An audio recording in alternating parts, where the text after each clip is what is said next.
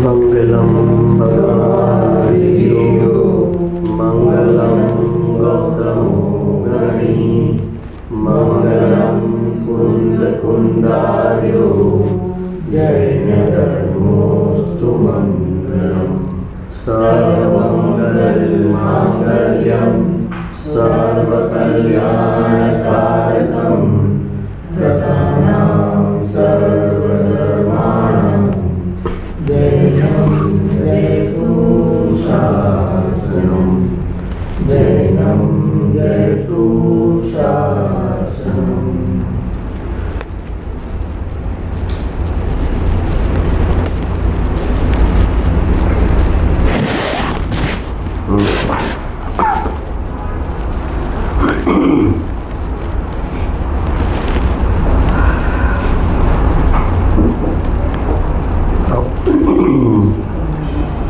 પ્રમાણ જ્ઞાન નિશ્ચય નહીં ને વ્યવહાર નહીં,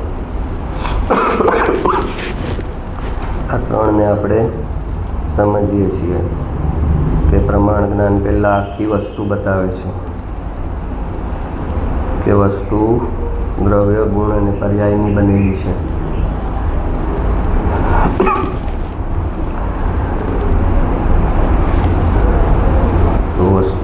વસ્તુની સિદ્ધિ કરે છે પ્રમાણ જ્ઞાન. વસ્તુ આવી છે એમ સિદ્ધિ કરે છે પ્રમાણ જ્ઞાન,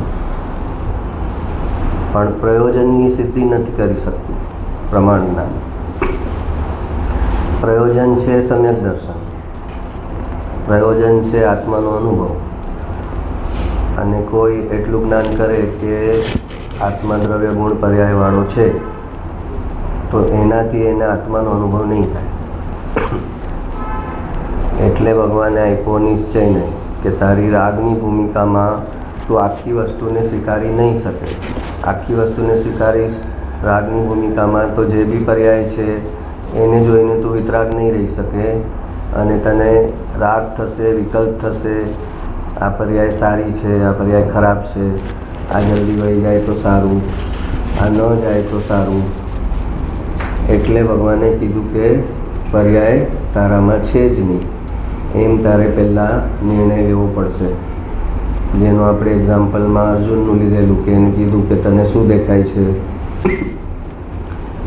તો કે મને પક્ષીની ડાબી આંખ જ દેખાય છે. તો એને પક્ષી તો દેખાતું હતું, પણ એને એના જ્ઞાનમાં પક્ષી તો હતું, પણ એને દ્રષ્ટિમાં ગૌણ કર્યું, એમાં એકત્વ ન કર્યું. એને જે નિશાન લેવાનું છે એમાં એકત્વ, દ્રષ્ટિનો અર્થ સમજવાનો છે કે દ્રષ્ટિ એટલે એકત્વ કરવું. ત્યાં આગળ એના જ્ઞાનમાં છે કે પક્ષી છે, પણ એની દ્રષ્ટિમાં આખું પક્ષી નથી, એની દ્રષ્ટિમાં ખાલી પક્ષીની ડાબી આંખ છે. જે એને નિશાન વિંદવાનું છે એટલું જ છે. તો એને કહેવાય નિશ્ચય નહીં. પ્રમાણમાંથી નિશ્ચયમાં આવવું પડે. ભગવાનના બધા સ્ટેપ્સ છે અનુભવ માટેના, અને આ સ્ટેપ્સ જ્યાં નથી ત્યાં અનુભવ કરવો કોઈ કાળે શક્ય નથી. કેમ કે આ ચીજ ન સમજે તો પછી એની પાસે ખાલી મન કસાય અને એનાથી ઉત્પન્ન થતું પુણ્ય, બસ એટલું જ બચે. અને મન કસાયના પુણ્યથી આત્માનો અનુભવ ન થઈ શકે. પુણ્ય પોતે એક કર્મ છે, તો એ આત્માને આવરણ કરે છે, તો એ આત્માનો અનુભવ કેવી રીતે કરાવી શકાય? પુણ્ય એના અશુભ પરમાણુ છે, પાપના અશુભ પરમાણુ છે, પણ બંને વખતે આત્માને તો આવરણ થાય છે. આપણે અરીસા ઉપર તમે કહો કે કાદવ લાગ્યો છે એટલે ન દેખાય, પણ ચંદનનો લેપ લગાવો તો સારું કહેવાય ને. અરીસા ઉપર ચંદનનો લેપ લગાવો અને પછી તમારો ચહેરો જુઓ અને એમ તમે સોચો કે મેં ચંદનનો લેપ લગાવ્યો તો મને અરીસામાં બરાબર મારો ચહેરો દેખાશે, તો એનું નામ મિથ્યાત્વ. ભગવાન કહે છે કે કાદવનો લેપ જેટલો અંતરાય કરશે અરીસાના અનુભવમાં, એટલો જ તને ચંદનનો લેપ કરશે. તો તને જોવા માટે તો અરીસો સ્વચ્છ જોશે. તો એટલે આવ્યું નિશ્ચય નહીં. પણ હવે એ નિશ્ચય નહીંમાં આવતા જો એ પર્યાયનું જ્ઞાન જ સાવ ચૂકી જાય, એની જવાબદારી જ ચૂકી જાય, પર્યાય મારી છે જ નહીં એમ ચૂકી જાય, તો સમયસારમાં કીધું કે પર્યાય તારી છે જ નહીં, અને એ જ આચાર્યએ પ્રવચન સારમાં કીધું કે પર્યાય તારી જ છે. બે અલગ અલગ આચાર્યએ કીધું હોય ને તોય આપણે સમજીએ કે એનો ડિફરન્સ ઓફ ઓપિનિયન છે, પણ એક જ આચાર્ય સમયસારમાં કે ક્રોધ, માન, માયા, લોભ તારી એ બધી પર્યાય તારા આત્મામાં છે જ નહીં, અને પ્રવચન સારમાં કહે છે કે જેટલો જે સમયે ક્રોધ કર્યો એ ક્રોધની પર્યાય તારા આત્મામાં જ થઈ રહી છે, એ જીવ દ્રવ્યમાં જ થઈ રહી છે. અચેતન કે અજીવમાં તો ક્રોધ થઈ ન શકે, તો થયો ક્યાં? તો કે તો જીવમાં જ થયો છે ને. તો જીવમાં થયો છે, પણ એમાં એકત્વ કરશે તો એને શુદ્ધ સ્વભાવનો અનુભવ નહીં થાય.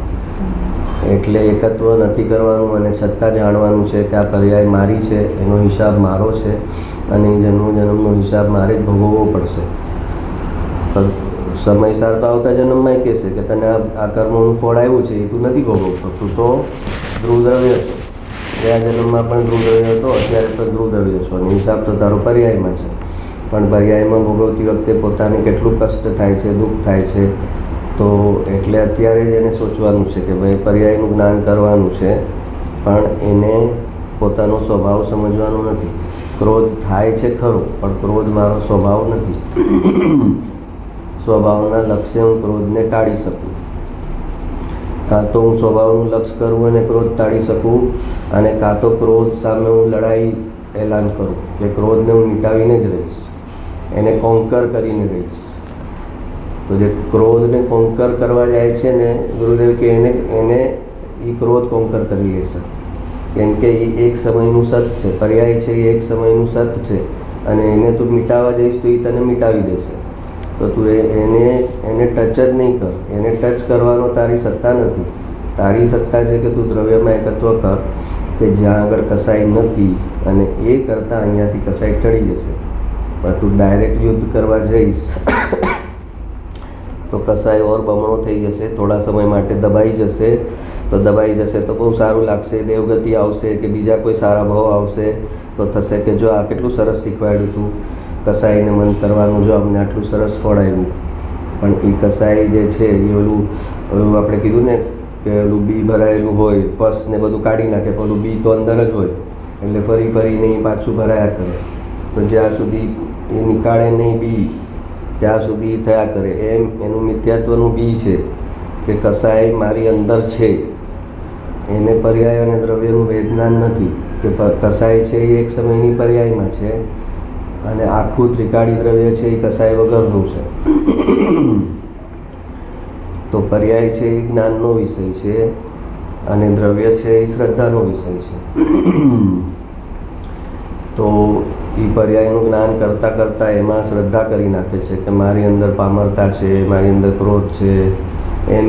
અને કાં ન કરે કે પર્યાય મારી નથી, તો પછી ઓલી એક્સ્ટ્રીમિટી પર વળો જાય કે પર્યાય મારી છે જ નહીં, કસાય મારા છે જ નહીં, હું તો શુદ્ધ દ્રવ્ય છું, એમ કરીને એક્સ્ટ્રીમિટી પર વળો જાય છે.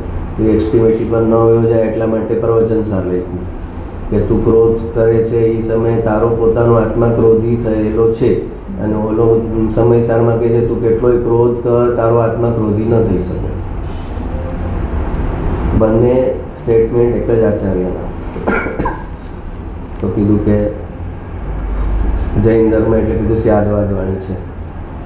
તો આચાર્ય કહેશે ભાઈ અમે તો અપેક્ષાએ કહીએ છીએ, સમયસારમાં અમારી અપેક્ષા છે કે ધ્રુવ દ્રવ્યમાં કસાઈ નથી, અને ધ્રુવ દ્રવ્યમાં તારે મારાપણું કરવાનું છે, એટલે તારામાં કસાઈ નથી એમ તારે કરવાનું છે. અને અહીંયા પ્રવચન સારમાં અમને તારી પર્યાયની જવાબદારી સમજાવવી છે કે તું છકી ન જા અને નિશ્ચયાભાસી ન થઈ જા, અને એમ સમજે કે હું કેટલાય દોષ કરું પર્યાયમાં, મને થોડી ફળ ભોગવવાનું છે.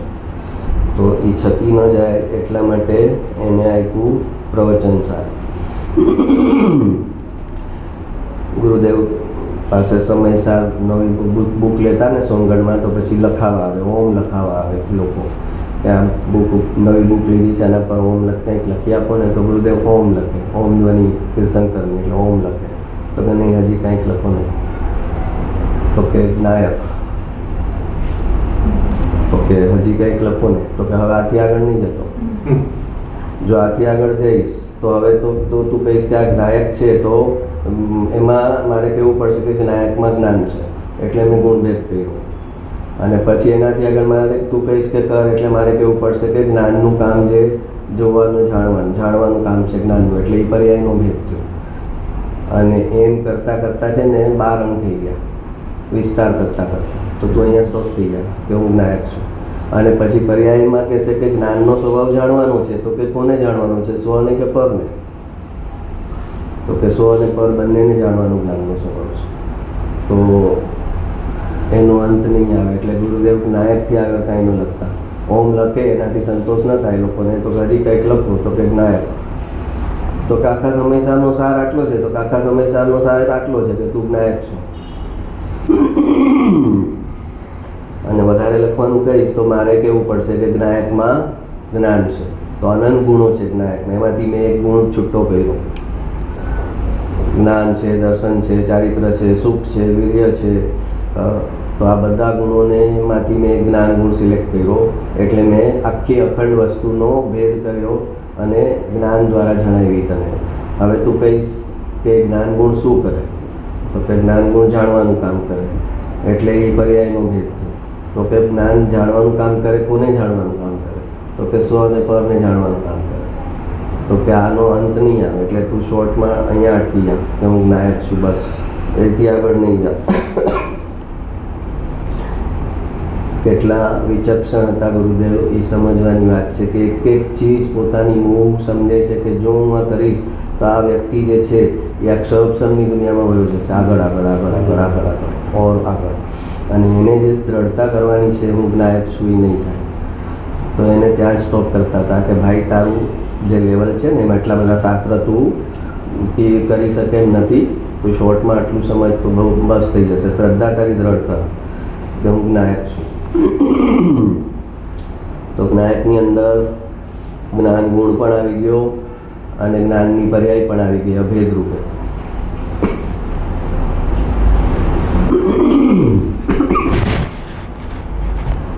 તો નિશ્ચયને પર્યાયથી બે જ્ઞાન કરાવે છે અને પર્યાયના તણાવથી મુક્ત કરે છે કે પર્યાયનું એને ડિપ્રેશન ન આવે. કેમ કે પર્યાય એની અત્યારે પામર છે અને એ પામરતાને લક્ષ કરે તો એને ડિપ્રેશન આવે. તો એ મોક્ષ માર્ગમાં પુરુષાર્થ કરવાનો એનો ઉત્સાહ મંદ પડી જાય કે મારી અંદર તો કેટલી બધી પામરતા છે. એટલે નિશ્ચયને કહે છે કે એ પર્યાય પર તે શું કામ ધ્યાન આપે છે? એ પર્યાય એક સમયની છે અને એ તારામાં નથી થઈ રહી. જ્યાં થઈ રહી છે ત્યાં તું નથી અને જ્યાં તું છો ત્યાં એ થઈ નથી રહી. તો તું એને શું કામ સ્વીકારે છે?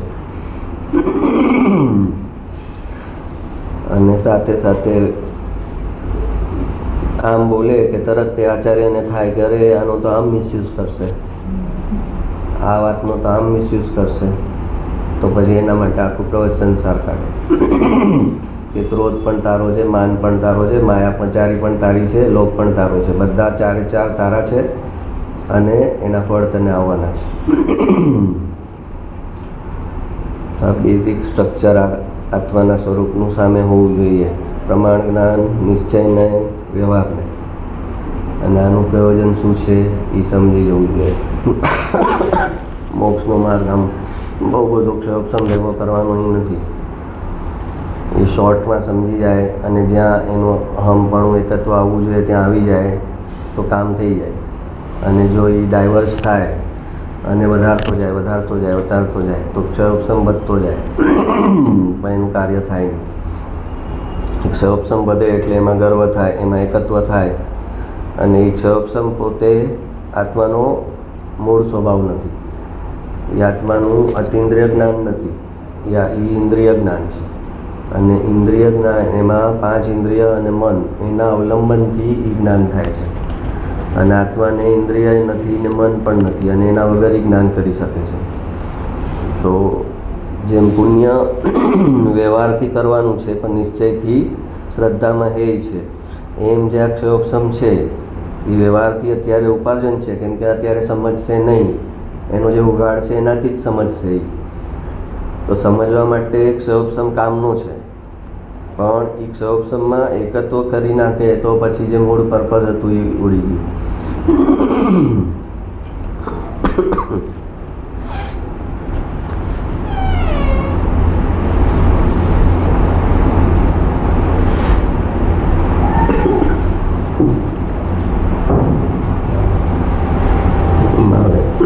મારો મેસેજ લઉં છું.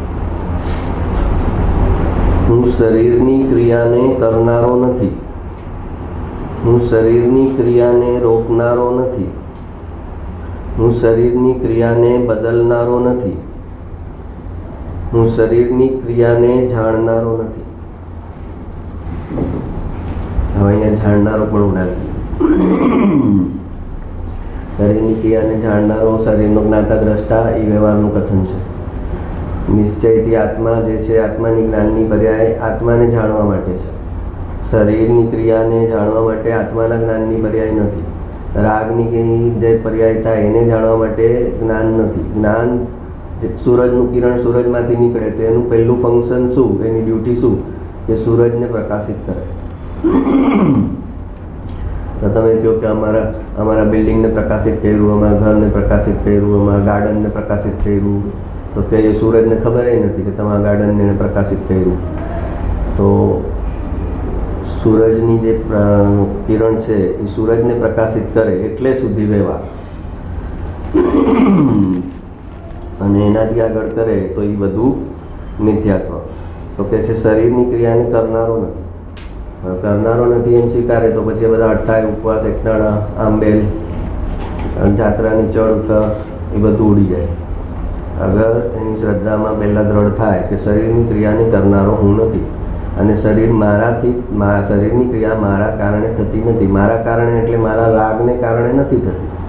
રાગ કરવો એ ઇન્ડિપેન્ડન્ટ છે, એ કરી શકે છે તું, પણ એનાથી શરીરની ક્રિયા થશે એ જરૂરી નથી. અને શરીરની ક્રિયાને તું રોકનારોય નથી, શરીરની ક્રિયાને બદલનારો નથી, અને શરીરની ક્રિયાને જાણનારો નથી. આપણે કહીએ છીએ મુનિ જ્યારે પોતાના આત્મામાં લીન હોય છે ત્યારે એમના શરીર સાથે શું થાય છે એમને ખબર નથી પડતી. કેમ કે એમને પોતાના આત્માને જાણવામાં લીન થઈ ગયા એમની જ્ઞાનની પર્યાય. તો બે જગ્યાએ જ્ઞાનની પર્યાય કામ ન કરી શકે. છદ્મસ્ત અવસ્થામાં કેવળ જ્ઞાનમાં સિમંદર સ્વામીની જ્ઞાનની પર્યાય સ્વ પર બંનેને એક સાથે ગ્રહણ કરે, અને છતાં પરમાં એકત્વ ન થાય, સ્વમાં એકત્વ એમનું એમ રહે. એ કેવળ જ્ઞાનના ઉપયોગમાં એક સાથે થાય. પણ જે છદ્મસ્ત અવસ્થા છે એમાં એટ એ ટાઈમ સ્વ અને પર બંને ગ્રહણ ન થઈ શકે. જો પર તરફ જાય ઉપયોગ તો સ્વનું જાણવાનું બંધ થઈ જાય, જે આપણને અનાદિકાળથી છે. આપણો ઉપયોગ પર તરફ છે તો આપણને સ્વનું જ્ઞાન નથી થયું. આત્મા હોવા છતાં આપણને જણાતો નથી. અને મુનિઓ જ્યારે ધ્યાનમાં લીન થાય છે અને સ્વને જાણે છે, પોતાના ગૃહ દ્રવ્યનો અનુભવ કરે છે, ત્યારે એને શરીરની સ્થિતિ શું થઈ એ ખબર પડતી નથી. તો આ બધા બેઝિક ફંડામેન્ટલ્સ એને ક્લિયર હોવા જોઈએ.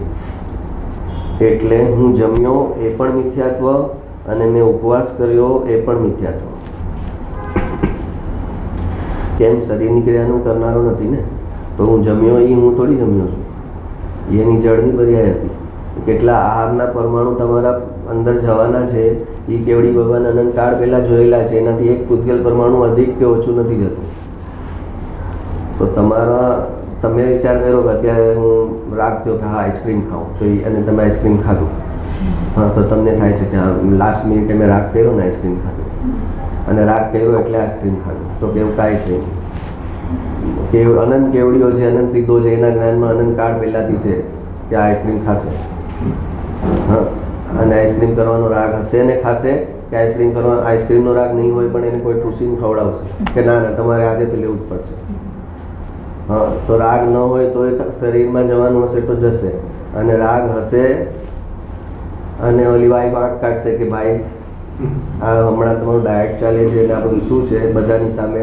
અને નાના છોકરાની જેમ મારે તમને કહેવાય નહીં, એટલે છોકરા હોય ને મહેમાન આવે તો લાભ ઉઠાવે કે અત્યારે પેરેન્ટ્સ કાંઈ નહીં કે મને, તો કે આવું તમે નાના છોકરા વેળા કરો છો તો હવે હું પછી લો ક્લાસ શરમ છોડી દઈશ, બધાની સામે ટોકીશ તમને.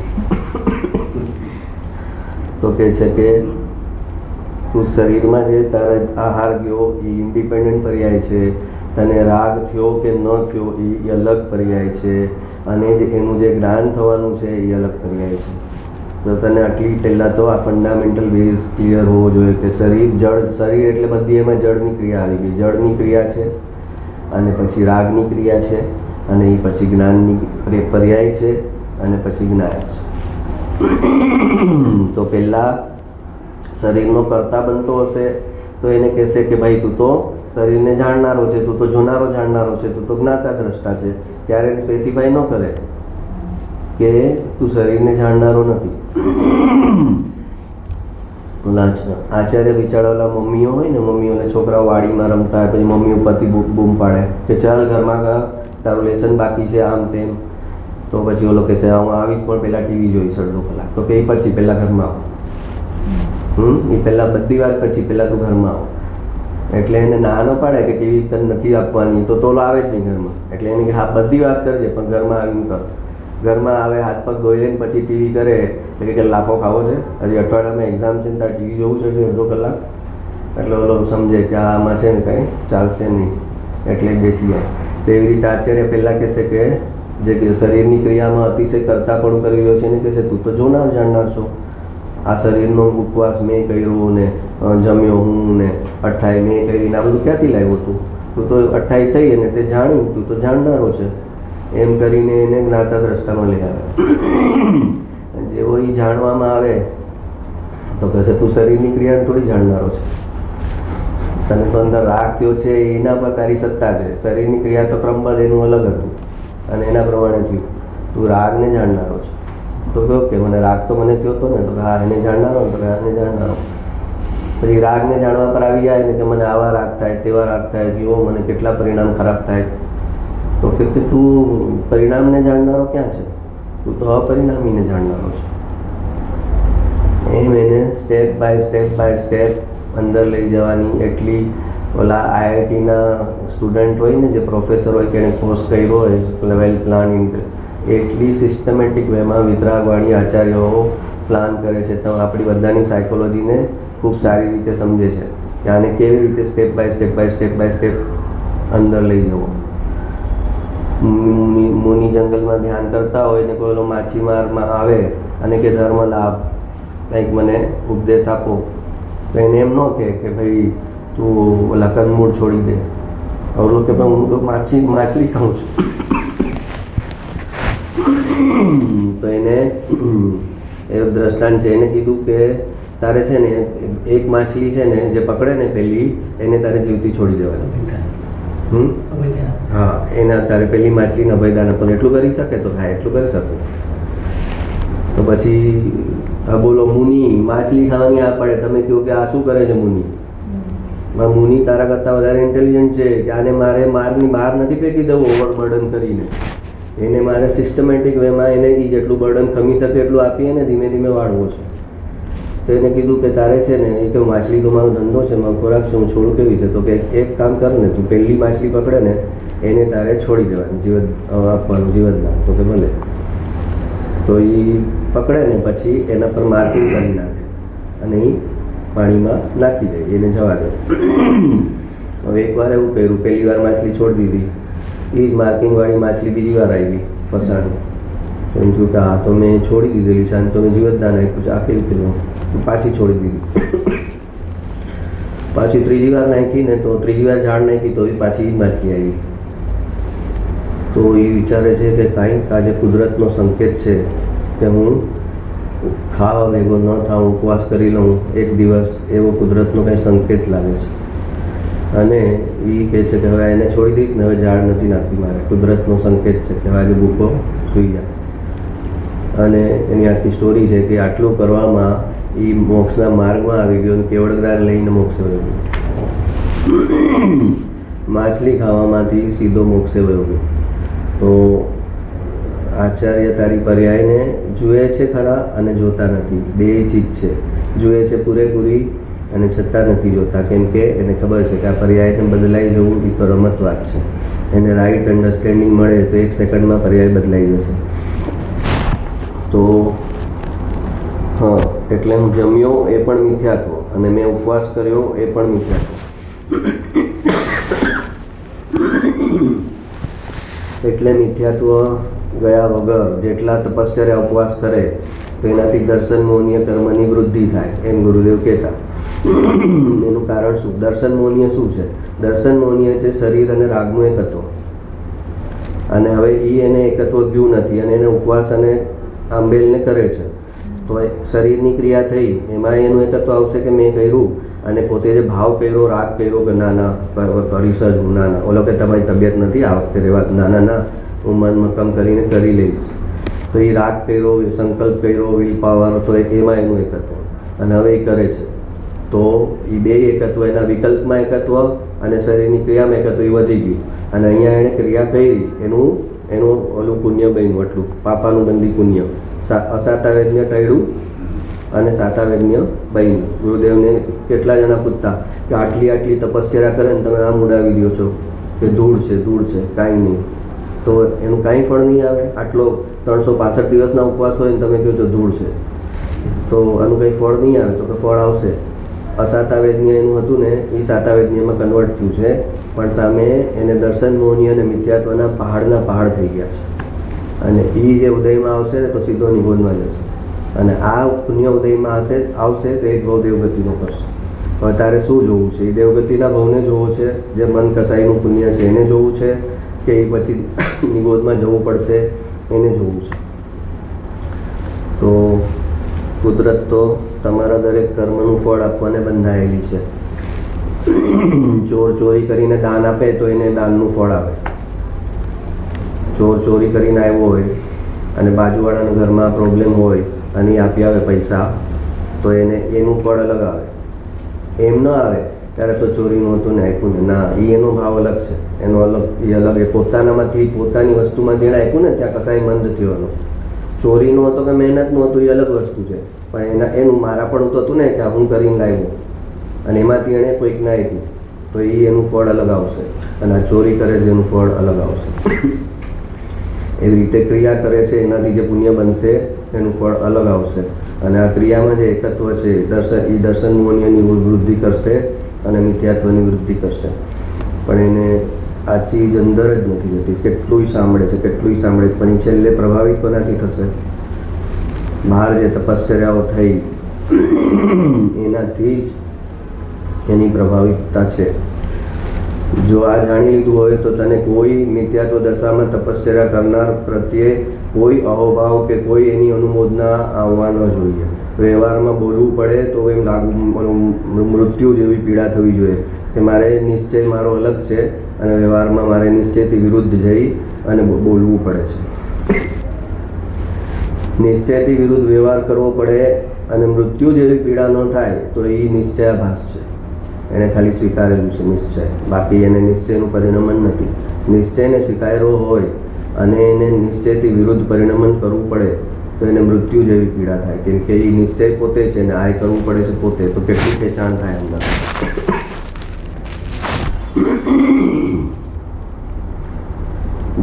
જમવું અને ઉપવાસ એ બંને ક્રિયા શરીરની છે. એને પોતાની ક્રિયા માનવી એટલે જળની ક્રિયાના સ્વામી થવું. જમવું અને ઉપવાસ. જમ્યો એવું નથી અને ઉપવાસ બી મેં નથી કર્યો. ઓલા આ લોકોમાં અન્ય મતમાં આવે ને કૃષ્ણ ભગવાનનું, ઓલા કોઈ રૂકમણી કે ઓલા સાધુને જમાડવાનું કે છે કૃષ્ણ ભગવાન, અન્ય મતમાં આ સ્ટોરી આવે. તો ઓલી યમુના નદી પાર કરીને એક સાધુ છે, તો કે એને જમાડવા જવાનું છે, તો કે હું જાઉં કેવી રીતે? તો કૃષ્ણ ભગવાન કહે છે કે તું એમ કહેજે કે મારો વર આજીવન બ્રહ્મચારી હોય અને આહાર એકનો એક ઉદ્ગલ ગ્રહણ ન કર્યો હોય મારા વરે, તો મને માર્ગ કરી આપ. તું યમુના નદી આગળ જઈને એમ કહેજે કે મારો વર આજીવન બ્રહ્મચારી હોય અને આહારનો એક ઉદ્ગલ ગ્રહણ ન કર્યો હોય તો મને માર્ગ આપ. એને કીધું ત્યાં આવીને તો યમુના નદી માર્ગ આપે છે. પછી ઓલા સાધુને જમાડે છે, ત્યાં પાછી યમુના નદીમાં પૂર આવી જાય છે. તો એ કહે છે હવે જાઉં કેમ? તો ઓલા સાધુ પાસે પાછી જાય છે. એ કે હવે હું જાઉં કેવી રીતે? આમાં પૂર છે. તો કે આવી કેવી રીતે? તો કે આવી ત્યારે મારા વરે આમ કીધેલું મને કે તું એમ કહેજે કે મારો વર આજીવન બ્રહ્મચારી હોય ને આહારનું એક પરમાણુ ગ્રહણ ન કર્યું હોય તો મને માર્ગ કરી આપ. તો કે કામ કર, તું હવે જઈને કે આ સાધુએ 3 કાળમાં એક આહારનું પરમાણુ ગ્રહણ ન કર્યું હોય તો મને જગા કરી આપ. કે મારા હાથે મેં તમને હમણાં જમાડ્યા, ઓલા સાધુને જમાડે છે પોતે, અને પછી કે સાધુ કે જા તું જઈને એમ કે 3 કાળમાં આ સાધુએ આહારનું એક પરમાણુ ગ્રહણ કર્યું હોય, ન કર્યું હોય તો મને માર્ગ આપ. અને એ જઈને કહે છે તો પાછી યમુના માર્ગ આપે છે. તો કે એનો અર્થ, એનું તાત્પર્ય એ છે કે જ્યાં આહાર ગયો છે એ ત્યાં પોતે નથી, અને જ્યાં પોતે છે ત્યાં આહાર ગયો નથી. રોટલી દાળ ભાત શાક આત્મામાં ગયા નથી, અને ન ખાધા તો એ આત્મામાં ગયા નથી. જે ગયું છે એ બધું શરીરમાં કાંઈ ગયું છે અથવા શરીરમાં કાંઈ નથી ગયું. એ બંને શરીરની પર્યાય છે અને એનો ગર્વ કરવા જેવો નથી. પણ પુણ્ય સારું બનાવી લે એટલે પછી મોટી ઉંમર સુધી કરી શકે. ડોળી વગર જાત્રા કરી આવે. ઓલા 75 વર્ષના સાસુ હોય ને ડોળી વગર કરી આવે, ને ઓલી વહુ 45 વર્ષની હોય ને ડોળી કરવી પડે. તો ઓલી કહે છે જો હું મારું શરીર જો કેવું ચાલે છે, 75 વર્ષે હું ઉપવાસ કરી લઉં છું, અને આજકાલના શરીર જો. તો કે આજકાલના કે ઓજકાલના એની સાથે નિર્બંધ નથી. તારું શરીર જે છે એ પુણ્યના રિમોટથી ચાલે છે. આજકાલના શરીરે તકલાદી છે, ને આજકાલના શરીર જેના છે એના એટલા જ પાવરફુલ બી છે. એનો પુણ્યનો હિસાબ છે. એટલે પણ જે પુણ્ય આવી રીતનું હોય એટલે એની બ્રહ્મણા દ્રઢ થતી જાય કે મારું શરીર પર ચાલે છે, મારું મનોબળ મક્કમ છે. શરીર અને મનને તારે આત્માના રસ્તે ડિઝોલ્વ કરવાના છે, અને તું એને મજબૂત કરે છે.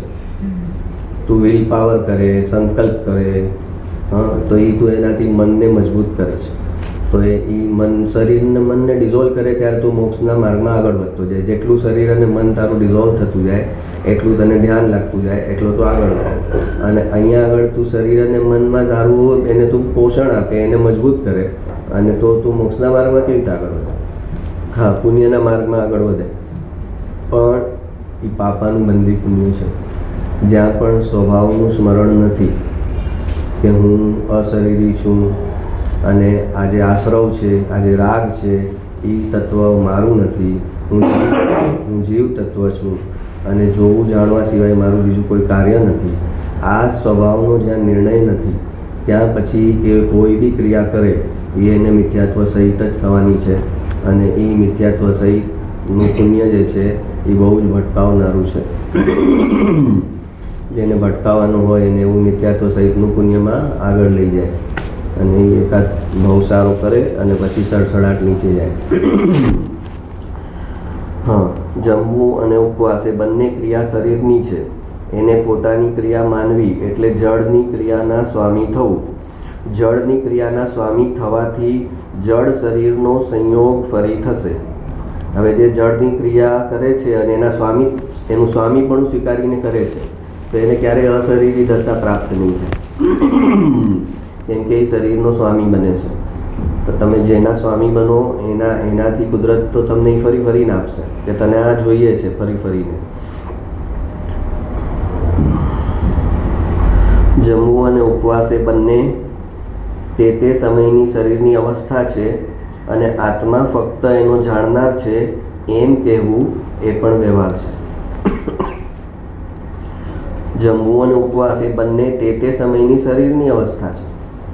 જ્યારે ગુરુદેવે સંપ્રદાય છોડ્યો ત્યારે સંપ્રદાયવાળા લોકોએ કીધું કે તમને ખાવા પીવાના વાંધા થઈ જશે, આ સંપ્રદાય સામે તમે આ બળવો કર્યો છે તો તમને ખાવા પીવાના વાંધા થશે. કોઈ ઉપાશ્રયમાં કોઈ તમને રાતવાસો નહીં આપે, તમને રહેવાના ઠેકાણા નહીં રહે.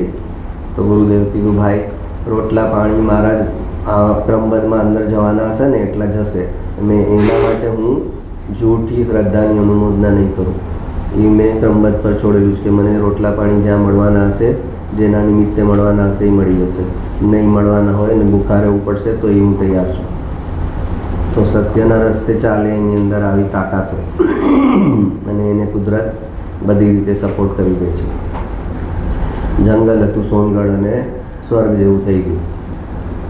5-25 જણા પહેલાં ગુરુદેવને સાંભળતા સોનગઢમાં, જંગલ ટોટલ. સમયસર વાંચે તો ઓલા વીંછી ને બધા આવી જાય અંદર ત્યાં ઉપર, અને બુક ઉપર ચડી જાય. આમ ગુરુદેવ આમ કરીને બાજુ મૂકે. 2 જણા બહાર હથિયાર સાથે ચોકી પેરો ભરે, કેમ કે એમને મારવા આવશે આ બધા સંપ્રદાયવાળા, એવી બી અફવા હતી. એ વિરોધ કરવાવાળા એટલા ગુસ્સામાં છે કે એમને મારવા પણ આવી શકે, તો 2 જણા બહાર પેરો ભરે, અને આવી પરિસ્થિતિમાં એ માણસ એકલા રહ્યા.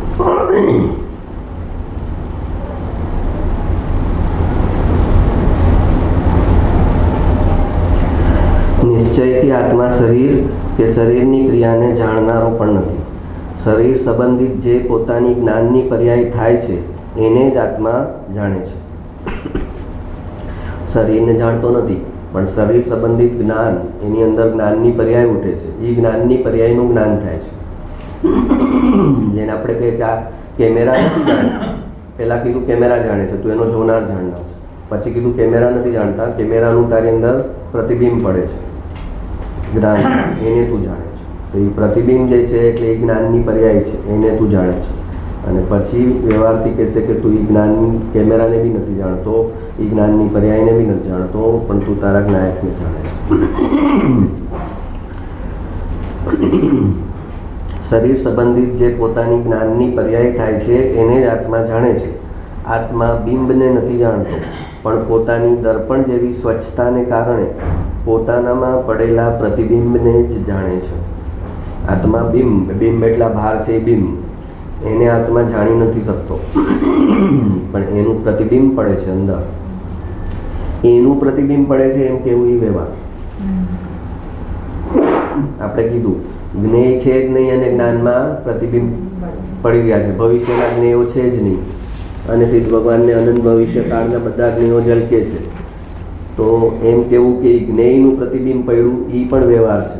જ્ઞેયનું પ્રતિબિંબ નથી, જ્ઞાનની પોતાની યોગ્યતાથી એમાં એવો આકાર થાય છે, અને એવી જ્ઞાનની યોગ્યતાથી એવી પર્યાય થાય છે. શરીર જ્ઞેય અને હું એનો જ્ઞાતા એમ માનવાથી કર્તાપણાનો દોષ ટળે છે, પણ પરના જ્ઞાતાપણાનો દોષ ઊભો રહે છે.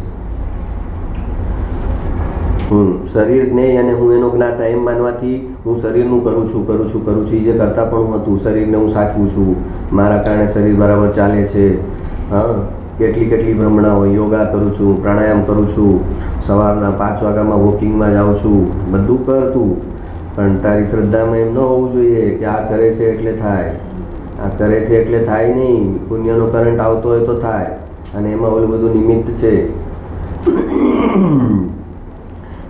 પરનું કરતા શરીર જ્ઞેય અને હું એનો જ્ઞાતા એમ માનવાથી કર્તાપણાનો દોષ ટળે છે, પણ પરના જ્ઞાતાપણાનો દોષ ઊભો રહે છે. પરનું કર્તાપણું ટાળીને પરનો જ્ઞાતા થયો એટલે કસાય મંદ થયો, એનાથી દેવગતિ મળે, પણ સમ્યક દર્શન ના થાય અને એથી મોક્ષ ન મળે. કર્તાપણામાંથી જ્ઞાતાપણામાં આવ્યો એટલે એનું મિથ્યાત્વ એકદમ પાતળું પડી ગયું કહેવાય. કર્તાપણામાં તો એની એકદમ ખરાબ ગતિ થાય, સારી ગતિ પણ ન થાય કર્તાપણામાં.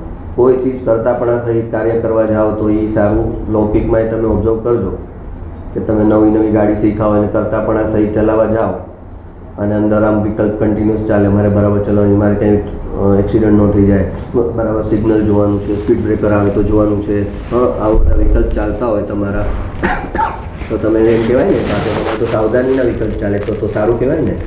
તો સાવધાનીના વિકલ્પથી સાવધાની ન હોય, સાવધાન રહેતા એના બધા વિકલ્પ બંધ થઈ જાય, એનું જ્ઞાન સીધું આ કામ કરે. મૌન, સ્પીડ બ્રેકર આવ્યું, ગાડી સ્લો થઈ ગઈ, રેડ સિગ્નલ આવ્યું, ગાડી ઊભી રહી ગઈ, ગાય વચ્ચે આવી, સાઈડમાંથી નીકળી ગયા, પણ એને અંદર વિકલ્પ ચાલુ ન હોય. જ્ઞાન ત્યારે જ થાય. વિકલ્પ તો ધુમાડો છે, આત્માની આગળ ધુમાડો થાય તો કે કેવી રીતે એને જ્ઞાન થાય? તો વિકલ્પ એ ધુમાડો છે, અને વિકલ્પ બંધ થઈ જાય અને જ્યારે ફોકસ થાય ત્યારે જ્ઞાન કામ કરે. આ બધા ક્રિકેટરને બધા રમે, તો એક સ્પ્લિટ સેકન્ડમાં એને બોલ આવે અને એને ટેકલ કરવાનું હોય, તો ત્યાં એને વિકલ્પનો ટાઈમ છે? કેટલી એની રિફ્લેક્સ એક્શન પાવરફુલ હોય, તો એ શું છે? તો એ ત્યાં વિકલ્પ નથી. મન મિનિમમ લેવલ પર છે, એ પણ ટ્રેનિંગ થયેલું છે એટલે છે મન, પણ એટલું ટ્રેન થઈ ગયું છે કે હવે ઓટો મોડ પર સબકોન્શિયસમાં વહી ગયું છે તો એ મનનો હિસ્સો, એ આત્માનું જ્ઞાન નથી, એ એઝ સચ. પણ એના એ દ્રષ્ટાંતથી સમજી શકાય કે જો કેટલું મિનિમાઇઝ થઈ ગયો એનો વિકલ્પ તો કેટલું બેટર પરફોર્મન્સ આપે છે. તો જ્યારે જ્ઞાનીઓને વિકલ્પ જ બંધ થઈ જાય તો નિર્વિકલ્પ દશામાંથી જ્ઞાનનો ધોધ અને ફુવારો ફાટે અંદર. મુનિઓને નિરુક્ત શુક્લ ધ્યાન થાય, 12મું ગુણસ્થાન 13મા ગુણસ્થાન પર વિસ્ફોટ થાય કેવળ જ્ઞાનનો.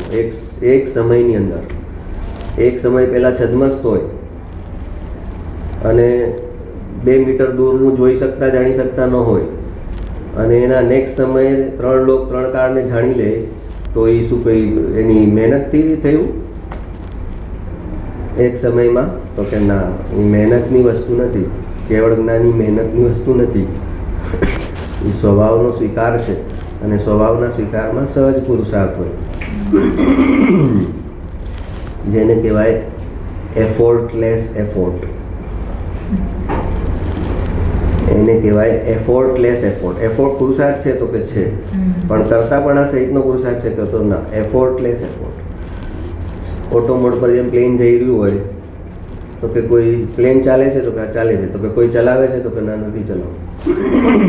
એમ જ્ઞાનીઓનો જે પુરુષાર્થ છે એ એફોર્ટલેસ એફોર્ટ છે.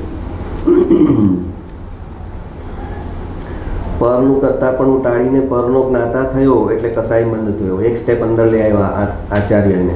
કરતાપણાનું ગાઢ અનાદિકાળનો એનો સંસ્કાર હતો કે હું કરું તો થાય, હું ન કરું તો કેમ થાય, મારા કર્યા વગર કેમ થશે. એને શ્રદ્ધા જન્માવી કે તારા કર્યા વગર બી થશે, તું તારા સ્વભાવની શ્રદ્ધા કર, તારા કર્યા વગર તારી બધી મનગમતી પર્યાય થશે.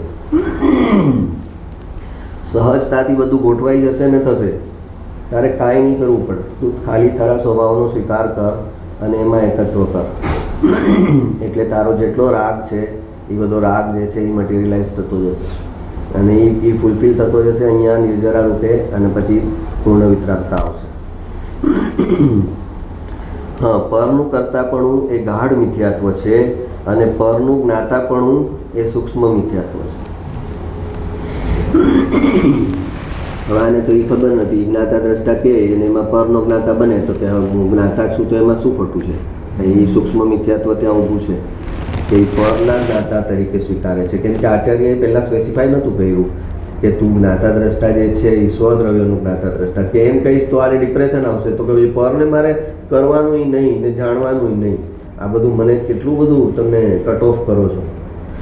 બાજુવાળાના ઘરમાં કંઈક મગજમારી ચાલતી હોય, મને જાણવામાં તો વાંધો નહીં, એમ તો રાખો કે હું જ્ઞાતા દ્રષ્ટા છું.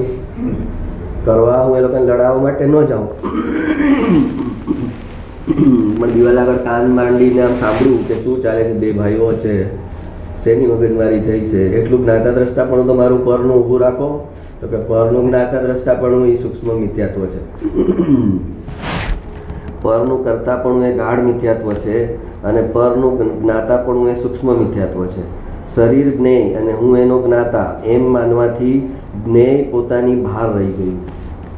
શરીર જ્ઞેય અને હું જ્ઞાતા, તો જ્ઞાતા કોણ છે? આત્મા. અને હવે વિષય કોને બનાવે છે? શરીરને. તો શરીર આત્માની અંદર છે કે બહાર છે?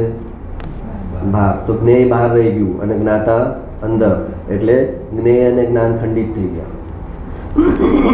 જ્ઞેય, જ્ઞાન અને જ્ઞાતા ત્રણેય એક જ જગાએ અખંડ હોય ત્યારે સમ્યક દર્શન થાય. અને આ કહે છે કે હું શરીરને જાણનારો છું, શરીર મારું જ્ઞેય છે, તો જ્ઞેય બહાર રહી ગયું અને પોતે જ્ઞાતા અંદર રહી ગયો. શરીર જ્ઞેય અને હું એનો જ્ઞાતા એમ માનવાથી જ્ઞેય પોતાની બહાર રહી ગયું. જ્ઞેય અને જ્ઞાતા ખંડિત થઈ ગયા. મારું જ્ઞાન મારા જ્ઞાતાને જ્ઞેય બનાવીને જાણે એમ જ્ઞેય, જ્ઞાન અને જ્ઞાતાનો ત્રિવેણી સંગમ થાય, એટલે કે જ્ઞેય, જ્ઞાન અને જ્ઞાતા અભેદ થાય ત્યારે સૂક્ષ્મ મિથ્યાત્વ પણ ટળે અને સમ્યક દર્શન થાય. સમ્યક દર્શન વખતે પોતે જ જ્ઞેય છે, પોતે જ જ્ઞાન છે અને પોતે જ જ્ઞાતા છે. ત્રણેય એક જ ચીજ છે, પોતે, બીજી પર વસ્તુ કોઈ છે જ નહીં. તો કે છે મારું જ્ઞાન મારા જ્ઞાતાને, મારું જ્ઞાન મારા જ્ઞાતાને જ્ઞેય બનાવીને જાણે એમ જ્ઞેય, જ્ઞાન અને જ્ઞાતાનો ત્રિવેણી સંગમ થાય, એટલે કે જ્ઞેય, જ્ઞાન અને જ્ઞાતા અભેદ થાય ત્યારે સૂક્ષ્મ મિથ્યાત્વ ટળે અને સમ્યક દર્શન થાય. કોઈ જીવ વિતરાગ વાણીથી વંચિત ના રહે એવા શુભ ભાવમાં નિરંતર રહેવું, એમાં જ પોતાનું હિત છે. કેમ કે એનાથી પોતાને દેવગુરુ શાસ્ત્રનો યોગ થતો રહેશે, જેઓ મોક્ષ માટેના ઉત્કૃષ્ટ નિમિત્ત છે. ઉપર બધું નિશ્ચય સમજાવો ને તારે વ્યવહારમાં શું ભાવમાં રહેવાનું છે. નીચે એક વાક્યમાં વ્યવહાર બતાવ્યો છે કે તારે આ માર્ગમાં આગળ વધવા માટે તું સ્વભાવમાં સ્થિર થઈ નથી શકતો, તો તારે કોઈક ભાવ દશામાં તો રહેવું પડશે ને. તો તારે ભાવ શું હોવો જોઈએ? તો કે કોઈ જીવ વિતરાગ વાણીથી વંચિત ના રહે, એવા શુભ ભાવમાં નિરંતર રહેવું, એમાં જ પોતાનું હિત છે. કેમ કે એનાથી પોતાને દેવ ગુરુ શાસ્ત્રનો યોગ થતો રહેશે, જેવો મોક્ષ માટેના ઉત્કૃષ્ટ નિમિત્ત છે.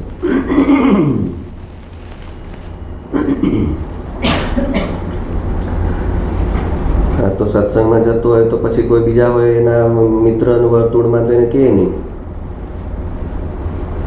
ચૂપચાપ આવે ને ચૂપચાપ જાય. રસ્તામાં મળે તો રસ્તો ક્રોસ કરી નાખે, અહીંયા દીપકભાઈ વાત નીકાળશે તો પછી અમારા ફ્રેન્ડને ખબર પડી જશે, તો દૂરથી બાય કરીને વયા જાય. તો આ બધું એને ક્યાંથી જે ચીજ પોતાને ઉત્તમ મળી છે એનો એને ભાવ નથી થતો કે હું એની બીજાને પણ આમાં વાળું. એટલે એનું કેટલું બધું સ્વાર્થ, સંસારમાં સ્વાર્થ હોય કે મને સારો બિઝનેસની લાઈન મળી ગઈ છે તો હું કોઈને ન બતાવું. એ સ્વાર્થ અનંતાનુબંધીમાં ન જાય, એ સ્વાર્થ અનંતાનુબંધીમાં ન જાય. પણ અહીંયા આગળ મને આટલો સરસ સત્સંગ મળી ગયો છે, એટલું સરસ સમજાવનાર મળી ગયા છે, આ કોઈને મારે કહેવું નથી. એટલે એ બે પ્રકારના દ્રોહ કરે છે. એક પોતાના ગુરુનું એની અંદર ભાવ હોવો જોઈએ કે મારા ગુરુ તો એને જસ મળે ને એ ફેમસ થાય. ગુરુનો ભાવ એમ હોવો જોઈએ કે મને ફેમસ થઈને શું કરવું છે. પણ શિષ્યનો ભાવ એમ હોવો જોઈએ કે મારા ગુરુને આખી દુનિયા જાણે, અને ગુરુનો ભાવ એમ હોય કે દુનિયા જાણવાથી મારું શું થશે. તો બેયના ધર્મ અલગ છે. તો આ તો ગુરુનો ધર્મ હોય એ પોતે સ્વીકારે કે આપણે ગુરુ પછી પડી જાય ને, ગુરુના રસ્તામાં કેળાની છાલ મુકાય, કેળાની છાલ મૂકે ગુરુ પડી જાય તો પછી આપણને પાપ લાગે.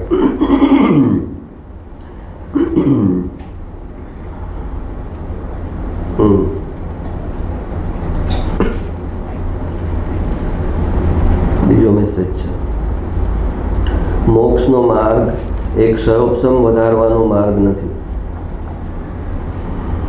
મતલબ કૃપાળુ કહેતા કે ભાઈ કેટલા આ માર્ગના ઝાડી ઝાખરા કાંકરા અમારે આમ એક એક કરી વીણીને કાઢવા પડે તારા માટે કે તું આ ગલત ચીજોને મોક્ષનો માર્ગ સમજી લે છે, તો અમારે તને બધે નિષેધ કરવો પડે. ના ભાઈ આ નથી, ના ભાઈ આ નથી, ના તું આ રસ્તે ન જતો, તો ના તું ઓલા રસ્તે ન જતો. એમ અમારે વીણીને અમે માર્ગ સાફ કરીને આપીએ છીએ. અને એ સાફ માર્ગ પર તારે સિન્સિયરિટીથી પુરુષાર્થ કરીને ચાલવું નથી. ઓલા એક જણાને કીધું હતું એને કે આજે જ્ઞાનીની સાથે છો અને પ્રમાદ કરો છો, અને કાલે જ્ઞાની વયા જશે, પછી 500 ગાવ ફરશો તો પણ જ્ઞાની કે એનો ઉપદેશ કે એનો સત્સંગ નહીં મળે. આજે છે ત્યારે તમે એની ઉપેક્ષા કરો છો, પ્રમાદ કરો છો. તો કહે છે મોક્ષનો માર્ગ એક ક્ષયોપશમ વધારવાનો માર્ગ નથી. ક્ષયોપશમ જ્ઞાન માટે મન અને ઇન્દ્રિયોનું હોવું અનિવાર્ય છે. ક્ષયોપશમ ક્યારે થાય? મન અને ઇન્દ્રિય હોય તો જ ક્ષયોપશમ થાય. ક્ષયોપશમ એટલે જ્ઞાનાવર્ણીય કર્મનો ક્ષય વત્તા જ્ઞાનાવર્ણીય કર્મનો ઉપશમ. એ બે ભેગું થાય. થોડા જ્ઞાનાવર્ણીય કર્મ ક્ષય થઈ ગયા હોય અને થોડા ઉપશમી ગયા હોય. ઉપશમી ગયા હોય એટલે આપણું ઓલું પાણીનું કન્ટેનર હોય અને એમાં ઉપર કચરો હોય, તો એ કચરો જે તમે એમને રહેવા દો એટલે થોડો કચરો નીચે બેસી જાય, અને ઉપરનો કચરો જે હોય એ તમે ઉપરથી કાઢી નાખો તો એ ક્ષય થઈ ગયું. પણ નીચે કચરો બેસેલો છે, એ ઉપશમેલો છે. તો આવું જ્યારે થાય ત્યારે એક પ્રકારનો ઉઘાડ થાય, એને કહેવાય ક્ષયોપશમ. તો કે એ જે ક્ષયોપશમ છે એ મોક્ષનો માર્ગ નથી. એ મોક્ષનો માર્ગ સમજવા માટે નિમિત્ત છે, પણ એ નિમિત્તમાં જો એકત્વ થયું તો જશે નહીં ગોળમાં. ક્ષયોપશમ મોક્ષ માર્ગ, કેમ કે ક્ષયોપશમની જે સમ્યક દર્શનની જે લબ્ધિ કીધી, રિક્વાયરમેન્ટ કીધી, એમાં કીધું કે પંચેન્દ્રિય હોવો જોઈએ. પસંગની પંચેન્દ્રિય હોય તો જ સમ્યક દર્શન થાય, એની રિક્વાયરમેન્ટ છે. તો પંચેન્દ્રિય એટલે મન સહિત હોય, 5 ઇન્દ્રિય અને 6ઠું મન હોય તો જ સમ્યક દર્શનનો અધિકારી થાય. અસંગની પંચેન્દ્રિય હોય તો એમ ન થાય. તો મન તો નિમિત્ત છે સમ્યક દર્શનમાં, અને છતાં કહે છે કે પણ એમાં જો એકત્વ થઈ ગયું, એ જ્ઞાન નિમિત્ત હતું તારું. એ ટોર્ચ તને એક આંગળી બતાવતા હતા કે જો ત્યાં આગળ ચંદ્ર છે, જો કેટલું બોલા 2 ઝાડની ડાળી છે ને એની વચ્ચેથી જો બરાબર, તો આ આંગળીને પકડી લીધી. ગુરુ કહેતા હતા કે ઓલી બે ડાળની વચ્ચે જો સીધું ત્યાં છે ને ઓલો ચંદ્ર છે, એમ જ્ઞાનીઓ ઈશારા કરીને તને આત્મા બતાવતા હતા. તો તે જે શબ્દોના ઈશારા હતા એ શબ્દોને પકડી લીધા, અને જે ઈશારાથી જે વ્યક્ત કરતા હતા, જે તને બતાવવા માંગતા હતા, એ તું ચૂકી ગયો.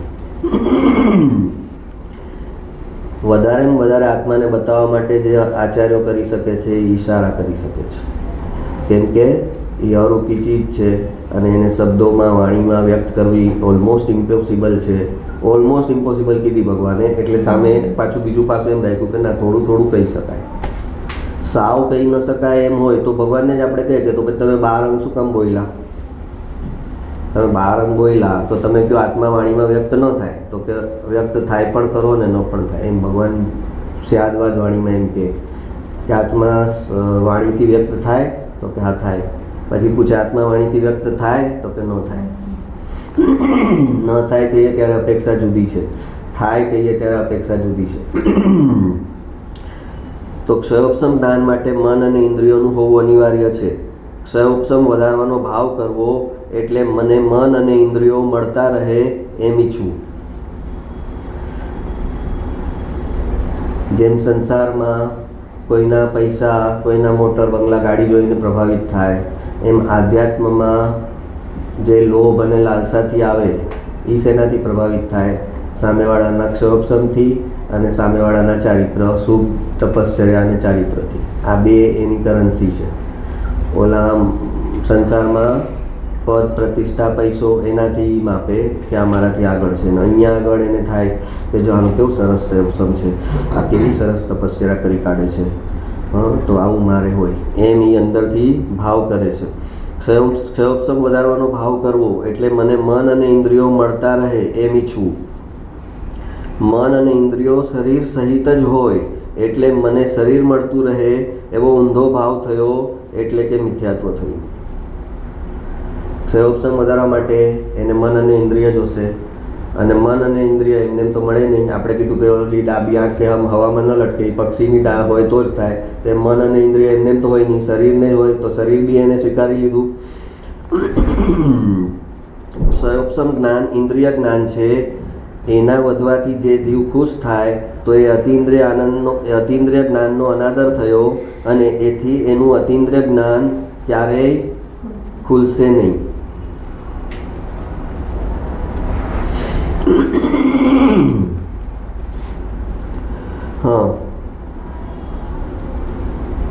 ક્ષયોપશમ જ્ઞાન ઇન્દ્રિય જ્ઞાન છે. એના વધવાથી જે જીવ ખુશ થાય તો એ અતિન્દ્રિય જ્ઞાનનો અનાદર થયો, અને એથી એનું અતિન્દ્રિય જ્ઞાન ક્યારેય ખુલશે નહીં. એક તરફ શાસ્ત્ર વાંચન કરવાનું કહેવામાં આવે છે, અને બીજી તરફ ક્ષયોપશમ જ્ઞાનનું એકત્વ જીવને નિગોદમાં લઈ જશે એમ પણ કહેવામાં આવે છે. તો અમારે શું કરવું? જેવી રીતે પુણ્ય છોડવાનું નથી પણ એની સાથેનું એકત્વ છોડવાનું છે, એ જ રીતે શાસ્ત્ર વાંચન છોડવાનું નથી પણ એનાથી જે ક્ષયોપશમ થાય છે એનાથી ફૂલાવાનું કે હરખાવાનું નથી. મારો ક્ષયોપશમ વધ્યો તો મને મારો આત્મા પકડવામાં હેલ્પ થઈ, એ તરફ મારું જ્ઞાન ગયું કે બહાર જ ગયું છે, અંતર્મુખ થયું જ્ઞાન, અને મને આત્માને પકડવામાં વધારે હેલ્પ થશે હવે આ સમજણને કારણે, તો કહેવાય કે એ કામનું છે. ક્ષયોપશમ જ્ઞાન એ ઇન્દ્રિય જ્ઞાન છે. જેવી રીતે પુણ્ય છોડવાનું નથી પણ એની સાથેનું એકત્વ છોડવાનું છે, એ જ રીતે શાસ્ત્ર વાંચન છોડવાનું નથી પણ એનાથી જે ક્ષયોપશમ થાય છે એનાથી ફૂલાવાનું કે હરખાવાનું નથી. બેનશ્રીબેનને અસંખ્ય અબજો વર્ષનું જાતિસ્મરણ જ્ઞાન હતું તો કંઈ ફૂલાતા હતા? ગુરુદેવ કે ઉદાસ ઉદાસ બેઠા છે, તમે લાગ જઈને બોલો કે અરે તમારા આમ છે તેમ છે, તો કે ઊંચી આંખ કરીને જોઈએ નહીં તમારી સામે. અસંખ્ય અબજ વર્ષનું જાતિસ્મરણ જ્ઞાન, ગુરુદેવને જેણે પોતાના ભાવ કીધા કે તમે આવે એટલા ભાવ, અને છતાં એને એના પ્રત્યે ઉદાસીનતા. કેમ કે મારો મૂળ સ્વભાવ આ નથી, મારો મૂળ સ્વભાવ કેવળ જ્ઞાન છે, અને આમાં હું રસ લઈશ તો કેવળ જ્ઞાન બંધ થઈ જશે, કેવળ જ્ઞાનાવર્ણ્ય કર્મ બનશે. તે આમાં રસ લીધો એટલે તારા કેવળ જ્ઞાનને આવરણ થશે. ક્ષયોપશમ જ્ઞાન એ ઇન્દ્રિય જ્ઞાન છે, અને હું અતિન્દ્રિય જ્ઞાનવાળો શરીર, મન અને ઇન્દ્રિયોથી રહિત છું. એની સાથે ભેદ જ્ઞાન કરવાનું છે. આવું ભેદ જ્ઞાન જ્ઞાની વિકલ્પપૂર્વક કરતા નથી, પણ પોતાના અતિન્દ્રિય જ્ઞાન સ્વભાવનું સ્મરણ હોવાને કારણે ઇન્દ્રિય જ્ઞાન જે પર છે એની સાથે સહજ ભેદ જ્ઞાન થતું રહે છે. અંદર સહજ સ્વભાવનો સ્વીકાર થઈ ગયો કે હું અતિન્દ્રિય જ્ઞાન છે એ જ મારું છે. તો પછી આ અક્ષરોપસમ જ્ઞાન, ઇન્દ્રિય જ્ઞાન ને એને એક મિનિટે મારે એને વિકલ્પ કરીને ભેદ જ્ઞાન ન કરવું પડે. તમારો બાજુવાળાનો છોકરો આવે ને તમે એને સાચવો, એની મમ્મી કંઈ ગઈ હોય કે આજે જરા 4 કલાક હું હોસ્પિટલમાં જવાની છું પણ સાચવજો, તો તમારે એમાં અંદર વિકલ્પ કરવો પડે કે આ મારો છોકરો નથી, આવે ત્યારે મારે આપી દેવાનો છે, રોકવાનો નથી, એવું કાંઈ હોય? કેમ? સહજ અંદર કોણ સ્વ છે ને કોણ પર છે, અંદર આત્માની પરિણતિમાં અંદર ક્લિયર છે. આવશે 4 કલાક કીધું હશે ને 4.5 કલાક થશે તો કે આ 4 કલાક કીધા હતા, ફોન કરને ભાઈ કેટલે પહોંચી. ઓલી કહેશે કે હજી મને મોડું થશે, તમે જમાડી દેજો. તો કરે આ તો એક્સટેન્શન થઈ ગયું. તો ના તો પાડી ન શકે તો પરાણે કરે ને, તો કે એવી રીતે એને સહજ વેદના જ્ઞાનીને હોય કે આ જે સયોપસમ જ્ઞાન છે એ મારું નથી અને ઇન્દ્રિય જ્ઞાન છે એ મારું નથી, એનો વિકલ્પ ન કરવો પડે. એને જ જ્ઞાનથી જ્ઞાનનું વેદ જ્ઞાન કહેવામાં આવે છે. જે જ્ઞાન, આ જે ઇન્દ્રિય જ્ઞાનથી વેદ જ્ઞાન કર્યું, એક શરીરથી વેદ જ્ઞાન, એક પછી રાગથી વેદ જ્ઞાન 2, અને ત્રીજું કહેશે જ્ઞાનથી જ્ઞાનનું વેદ જ્ઞાન. તો કે આ જ્ઞાનથી જ્ઞાનનું વેદ જ્ઞાન કેવી રીતે? તો કે આ ઇન્દ્રિય જ્ઞાન છે અને એ હું નથી, અને અતિન્દ્રિય જ્ઞાન છે એ હું છું, એ જ્ઞાનથી જ્ઞાનનું વેદ જ્ઞાન. અને આ લાસ્ટ સ્ટેજ ક્યાંય સમજાવે નહીં. એ દિગંબરના આચાર્યોના શાસ્ત્રો છે જે સમજાવે છે, ભાઈ તું જ્ઞાન પર આવી જઈશ અને એમાં એકત્વ થયું તો પણ તું રખડીશ, ભટકીશ. દ્રવ્યલિંગી મુનિ 11 અંગનું જ્ઞાન કર્યું અને એમાં એકત્વ કર્યું, આ જ્ઞાન મારું ગયું. અને એક ભાવ દેવગતિનો 9મી ગ્રેવેકમાં અને નેક્સ્ટ ભાવ નિગોદમાં. તો 11 અંગના જ્ઞાનને આવરણ થવામાં એક સમય લાગે નહીં. ઊંધી શ્રદ્ધા એક સમયમાં 11 અંગના જ્ઞાનને આવરણ કરી દે. આપણને તો આટલું બધું જ્ઞાન છે તો પછી તેને આવરણ કરવામાં એટલો ટાઈમ લાગવો જોઈએ ને.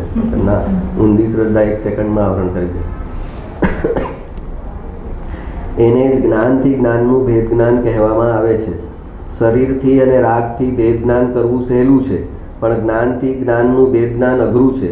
એટલે આવું ભેદ જ્ઞાન પંડિત પાસે હોતું નથી, પણ જ્ઞાની પાસે જ હોય છે. ઇન્દ્રિય જ્ઞાન પોતે આત્માના અતિન્દ્રિય જ્ઞાનનું જ્ઞેય છે. ઇન્દ્રિય જ્ઞાનમાં શું જણાણું છે એ આત્માનું અતિન્દ્રિય જ્ઞાન જાણે છે કે આ ઇન્દ્રિયના નિમિત્તે શું જણાણું સયોપસમમાં, એ અતિન્દ્રિય જ્ઞાનનું જ્ઞેય છે. તો જેને તું સયોપસમ જ્ઞાન કહે છે એ હકીકતમાં તારા અતિન્દ્રિય જ્ઞાનનું જ્ઞેય છે. અને એમાં તારું એકત્વ આવે છે જ્યારે, એટલે તે જ્ઞેયમાં એકત્વ કહ્યું છે, એટલે તારું મિથ્યાત્વ ઊભું રહે છે. જ્ઞેયને જ્ઞાન સમજવું. ઇન્દ્રિય જ્ઞાન પોતે આત્માના અતિન્દ્રિય જ્ઞાનનું જ્ઞેય છે. જ્ઞેયને જ્ઞાન સમજવું એ મિથ્યાત્વ છે.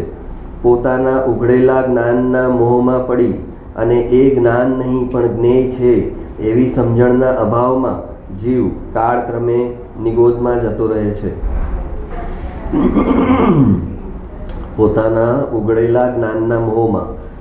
મારે તો હવે એટલું, પહેલાં તો મને કાંઈ શાસ્ત્રમાં સમજાતું નહીં, હવે તો છે ને 2 કલાક 3 કલાક હું શાસ્ત્ર સ્વાધ્યાય કરી નાખું છું એકલામાં, બધું સમજાય છે મને. પોતાના ઉઘડેલા જ્ઞાનના મોહમાં પડી અને એ જ્ઞાન નહીં પણ જ્ઞેય છે એવી સમજણના અભાવમાં જીવ કાળક્રમે નિગોદમાં જતો રહે છે. જ્ઞાનીને ઇન્દ્રિય જ્ઞાન સાથે ભેદ જ્ઞાન હોવાને કારણે ઇન્દ્રિય જ્ઞાન એની ચરમ સીમા પર પહોંચી એમાં એકત્વ ન હોવાને કારણે અતિન્દ્રિય કેવળ જ્ઞાન રૂપે પરિણમી જાય છે. જેટલું આ ક્ષયોપસમી જ્ઞાનમાં ભેદ જ્ઞાન કરે એટલું એ ક્ષયોપસમી જ્ઞાન ટોપ લેવલ પર ખીલતું જાય. કેમ કે એનું અહીંયા એકત્વ નથી, તો ત્યાં એકત્વ છે ધ્રુવમાં. તો ધ્રુવમાં એકત્વ કરશે તો અહીંયા ઓર નિર્મળતા આવશે, ઓર નિર્મળતા આવશે, ઓર નિર્મળતા આવશે અહીંયા પર્યાયમાં. જ્ઞાનીને ઇન્દ્રિય જ્ઞાન સાથે ભેદ જ્ઞાન હોવાને કારણે ઇન્દ્રિય જ્ઞાન એની ચરમ સીમા પર પહોંચી એમાં એકત્વ ન હોવાને કારણે અતિન્દ્રિય કેવળ જ્ઞાન રૂપે પરિણમી જાય છે. પોતાના ઉઘડી રહેલા ક્ષયોપશમ જ્ઞાન પ્રત્યે ઉદાસીન રહેવું. પોતાના ઉઘડી રહેલા ક્ષયોપશમ જ્ઞાન પ્રત્યે ઉદાસીન રહેવું, એનાથી અલિપ્ત રહેવું એ અતિન્દ્રિય જ્ઞાન ખોલવા માટેની માસ્ટર કી છે. શું કીધું? અતિન્દ્રિય જ્ઞાન ખોલવું છે તારે? તો કે હા. તો કે એની માસ્ટર કી શું છે? તો કે આ સત્સંગ સાંભળતા સાંભળતા સાંભળતા તને જે તારો ક્ષયોપશમ વધશે, જ્ઞાનનો ઉઘાડ વધશે, એના પ્રત્યે તારે ઉદાસીન રહેવું પડશે, એનાથી અલિપ્ત રહેવું પડશે. તો પછી એ ચરમ સીમા પર પહોંચશે અને પછી અતિન્દ્રિય જ્ઞાનમાં કન્વર્ટ થઈ જશે. કેમ કે ઇન્દ્રિય જ્ઞાનને તમે નિષેધ કરો છો કે આ મારું નથી, આ મારું નથી. તો કુદરતે આવું કરવું શું? આ ઇન્દ્રિય જ્ઞાનને ના જ પડ્યા કરે જાઓ. એટલે ટોપ લેવલ પર નિર્મળતા પર લાવ્યો તોય કે છે આ મારું નથી. તો કે હવે આને અતિન્દ્રિય જ્ઞાનમાં કન્વર્ટ કરો.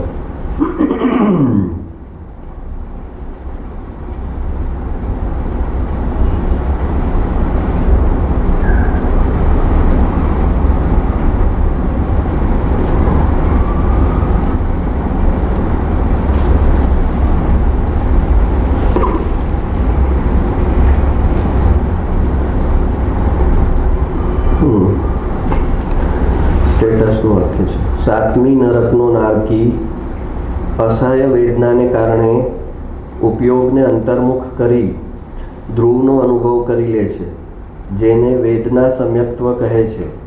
કેમ કે તીવ્ર વેદના સંકિત થવામાં નિમિત્ત બની.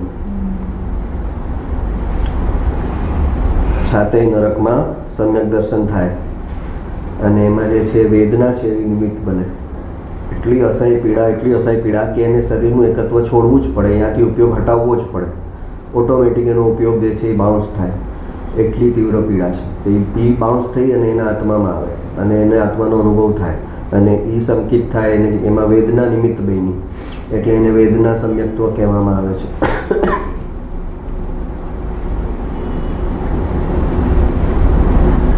વિકલ્પનો પ્રેમ છે, વિકલ્પનો મહિમા છે, એટલે વસ્તુ અનુભવમાં આવતી નથી.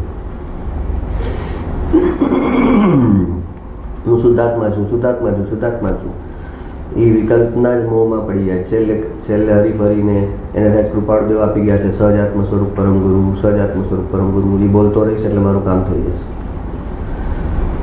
તો કે ભાઈ કૃપાળુદેવે તને એ અશુભથી બચવા માટે આપ્યું કે તારી પાત્રતા કાંઈ ન હોય, તારા ભાવ ટકાવવા હોય, ગતિ ટકાવવી હોય તો આનું અવલંબન કરજે. સહજાત્મ સ્વરૂપ પરમ ગુરુ. પણ એનાથી તને સમ્યક દર્શન નહીં થઈ શકે. તારી પ્રકૃતિ નિર્મળ થશે, કર્મ હળવા થશે, પણ જ્યાં સુધી વિકલ્પનો એક અંશ ચાલુ છે અને એમાં એકત્વ ચાલુ છે, વિકલ્પનો અંશ ચાલુ છે એ ચારિત્રનો દોષ છે, અને આ વિકલ્પનો જે અંશ ચાલે છે એ બરાબર ચાલે છે એ શ્રદ્ધાનો દોષ છે. સમ્યક દ્રષ્ટિને પણ વિકલ્પ છે, પણ એ વિકલ્પ બરાબર છે, આ વિકલ્પ યોગ્ય છે, આ વિકલ્પથી મને સુખ આવશે એવો અભિપ્રાય નથી. અભિપ્રાય તો એક જ છે કે મારા નિર્વિકલ્પ સ્વભાવમાં સ્થિર થાવ. તો કહે છે કે વિકલ્પનો એને પ્રેમ છે, વિકલ્પનો એને મહિમા છે. કંઈક કહો ને અમને, કંઈક અમે બેઠા બેઠા શું હોય, કઈ માળા ગણીએ? કંઈક માળા ને કંઈક મંત્ર અને કંઈક વિકલ્પ આપો. તમને જરા ખોટા બહુ વિચાર આવે છે. તો ખોટા વિચારને તું વગર મંત્ર જાપથી ટાળીશ તો ટળી જશે થોડો સમય. તું એ રટણ કરીશ કન્ટિન્યુઅસ એટલે ઓલું દબાઈ જશે અંદર. પણ એ જેટલું દબાશે અંદર એટલું તને ઓર મુશ્કેલ થશે, તને એ કાઢવું ઓર મુશ્કેલ થશે અંદર જેટલું ગયું. અને વિકલ્પ વગર એને એમને એમ ટકવાની એની હિંમત નથી ચાલતી. કેમ કે એમને બેસીશ તો બધા અશુભ વિકલ્પો મારા પર તૂટી પડશે. અશુભ વિચાર, અશુભ ભાવ, અશુભ વિકલ્પ એ બધા આવશે. બધા સંસારિક વિચારો, ભાવોથી મારે હવે છૂટવું છે. સત્સંગમાં આવ્યો છું તો મને આ બધા વિચારોથી હવે છૂટવું છે. તો હવે કાંઈક શું કરું? તો આ જ આવે તો કે એમાંથી જંગલ છે તારું, દરેકનું પોતાનું જંગલ છે અંદર, પોતાના સબકોન્શિયસમાં. એ જંગલને વટાવવું પડે. પછી એની પાછળ જે બગીચો છે, આત્મજ્ઞાનનો બગીચો, એ ખીલે અને એ પ્રગટ થાય.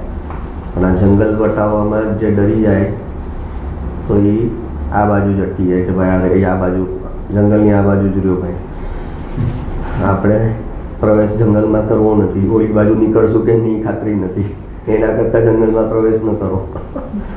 નદીના આ કિનારે રહ્યો, નદીમાં પડી જશું, ઓલો કિનારો આવશે નહીં તો આપણે ડૂબી જશું, એના કરતાં આ કિનારે રહ્યો.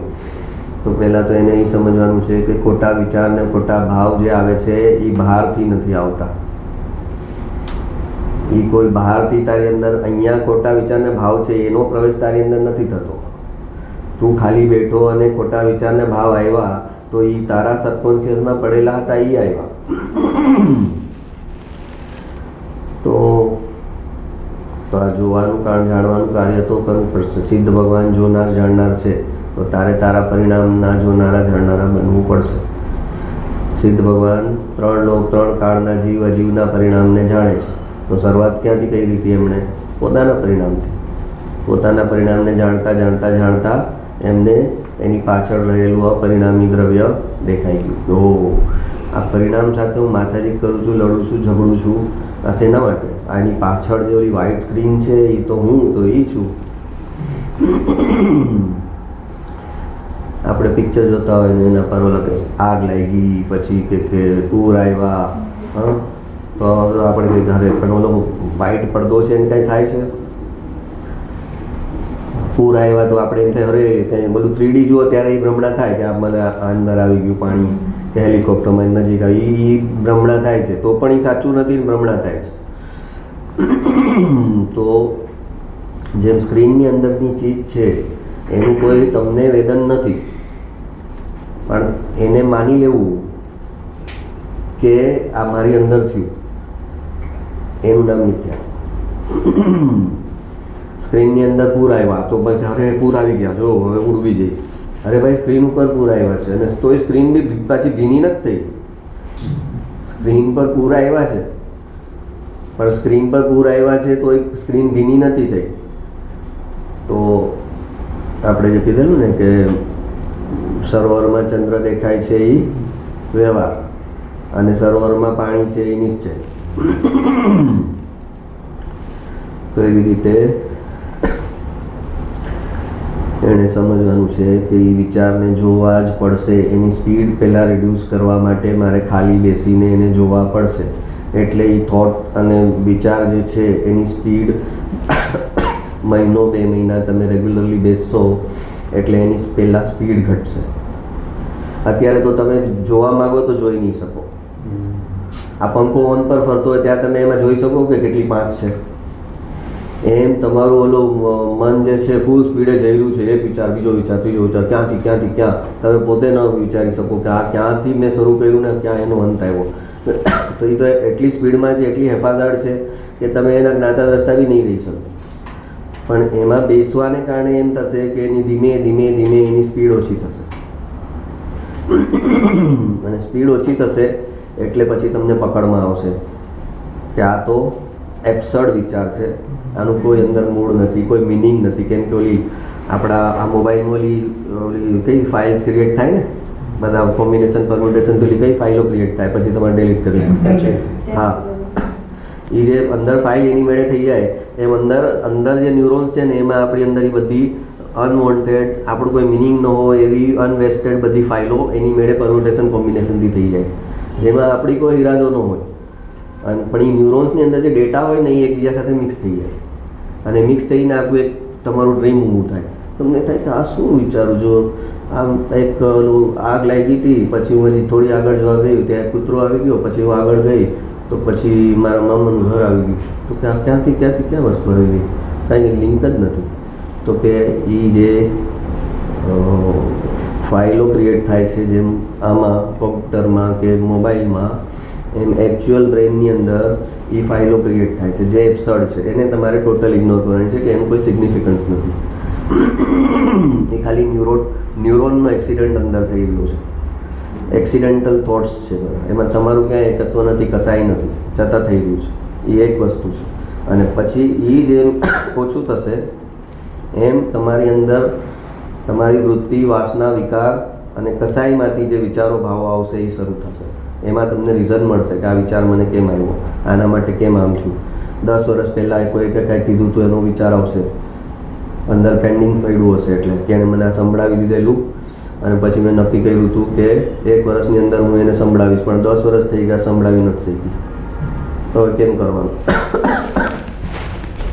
હા, સંભળાવવું તો પડશે ને, આપણે નક્કી કર્યું તો.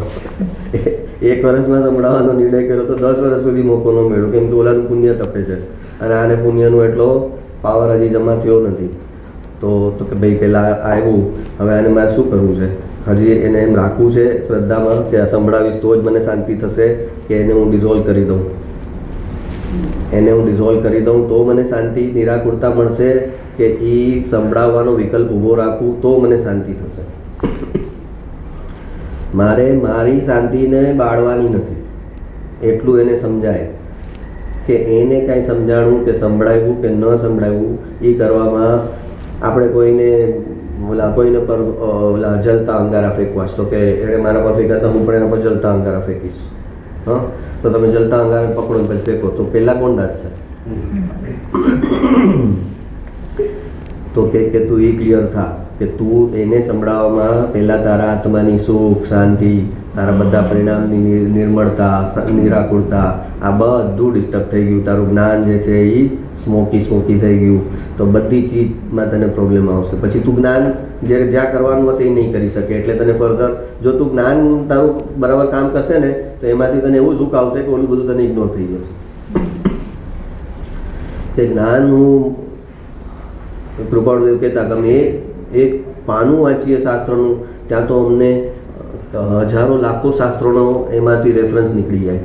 એટલા બધા શાસ્ત્રો અમારા દિમાગમાંથી ફરી જાય કે આ લખ્યું છે ને એ આ શાસ્ત્રમાં, આ શાસ્ત્રમાં, આ શાસ્ત્રમાં, આમાં આ રીતે ઉલ્લેખ છે, આમાં આ રીતે. આવા 1000 શાસ્ત્રોનું આ એક વાક્ય અહીંયા હોય, એ 1000 શાસ્ત્રોનું જ્ઞાન અમને ફરી જાય. તો આવા બધા જ્ઞાનના તને ચમત્કારિક જે બનાવો થશે ત્યારે પછી તને ઓલું ગૌણ થઈ જશે કે મારા સ્વભાવમાં એટલું ઐશ્વર્ય છે, એટલો આનંદ છે કે હું ઓલું ગૌણ કરીશ તો હું નુકસાનીમાં નહીં જાઉં, હું ફાયદામાં રહીશ.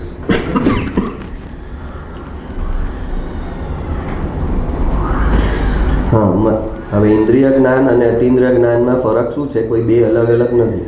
જ્ઞાન તો આત્માનું જે છે એ મૂળમાં તો અતિન્દ્રિય જ્ઞાન જ છે. ઇન્દ્રિય જ્ઞાન જેવી કોઈ વસ્તુ જ નથી. ઇન્દ્રિય જળ છે તો એને જ્ઞાન ક્યાંથી ઉત્પન્ન થઈ ગયું? તો કે આ ઇન્દ્રિય જ્ઞાન નામ કેમ આપ્યું?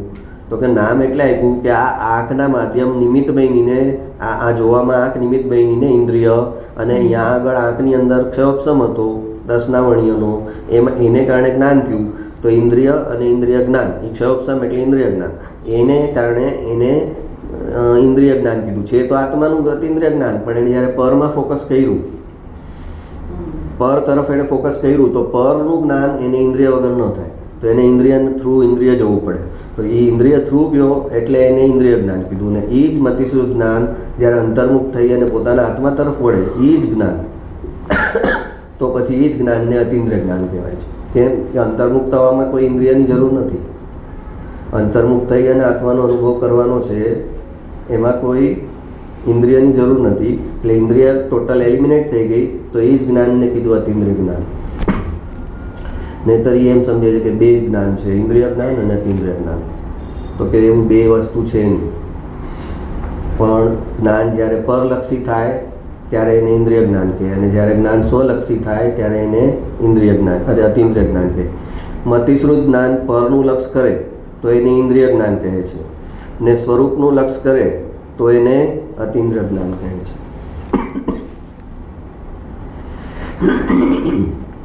એટલે આપણે કીધું કે પુરુષાર્થ એટલે શું? તો કે મતિશ્રુત જ્ઞાનની પર્યાય જે બહિર્મુખ થાય છે એને અંતર્મુખ વાળવી પોતાના આત્મા તરફ, એ પુરુષાર્થ. એટલે કે ઇન્દ્રિય જ્ઞાનને અતિન્દ્રિય જ્ઞાન તરફ વાળવું, બહાર જવાનો દેવું. મતિશ્રુત જ્ઞાન બહાર જશે તો એ પર ઉપયોગ કરશે, એ પર ઉપયોગને રોકવો અને અંદર સ્વ તરફ ઉપયોગને ઢાળવો, એ એટલો પુરુષાર્થ છે ખાલી.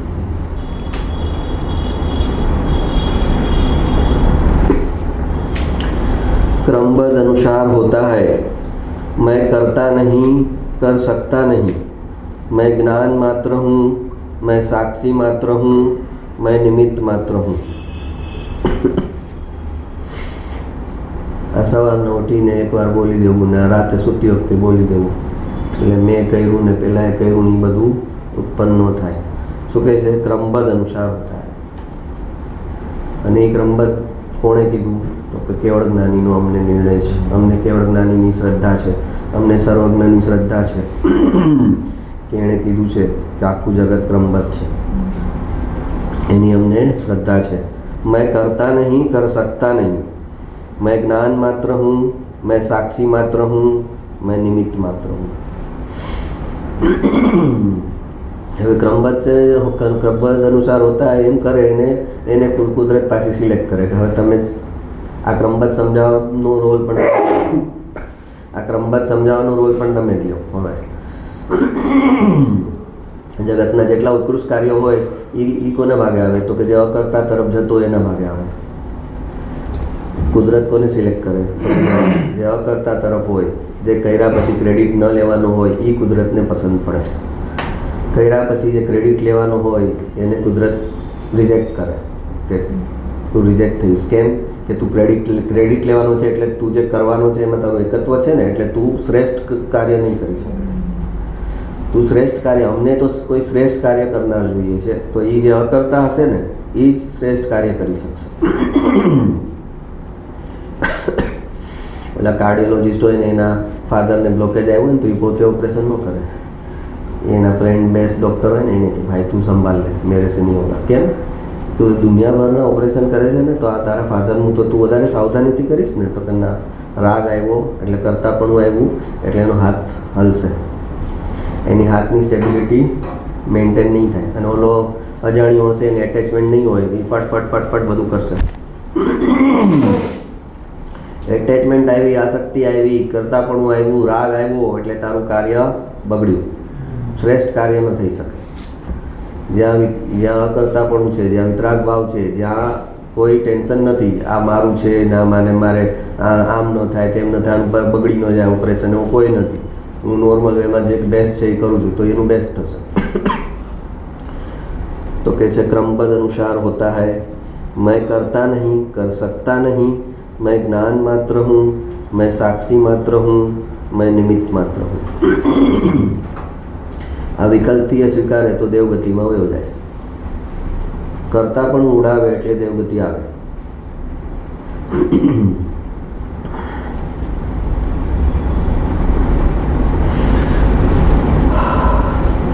संसारी और साधक में अंतर सिर्फ इतना है कि संसारी समझता है कि जो हो रहा है वो मेरी वजह से हो रहा है, उसे मैं करता हूँ. और साधक समझता है कि जो हो रहा है उसका मैं साक्षी मात्र हूँ, निमित्त मात्र हूँ. સંસારી સાધક એટલે ઓલો વેશ પહેરો હોય મુનિનો ને એમ નહીં. મેં મુનિનો વેશ પહેરો હોય કેટલું કરતા હોય,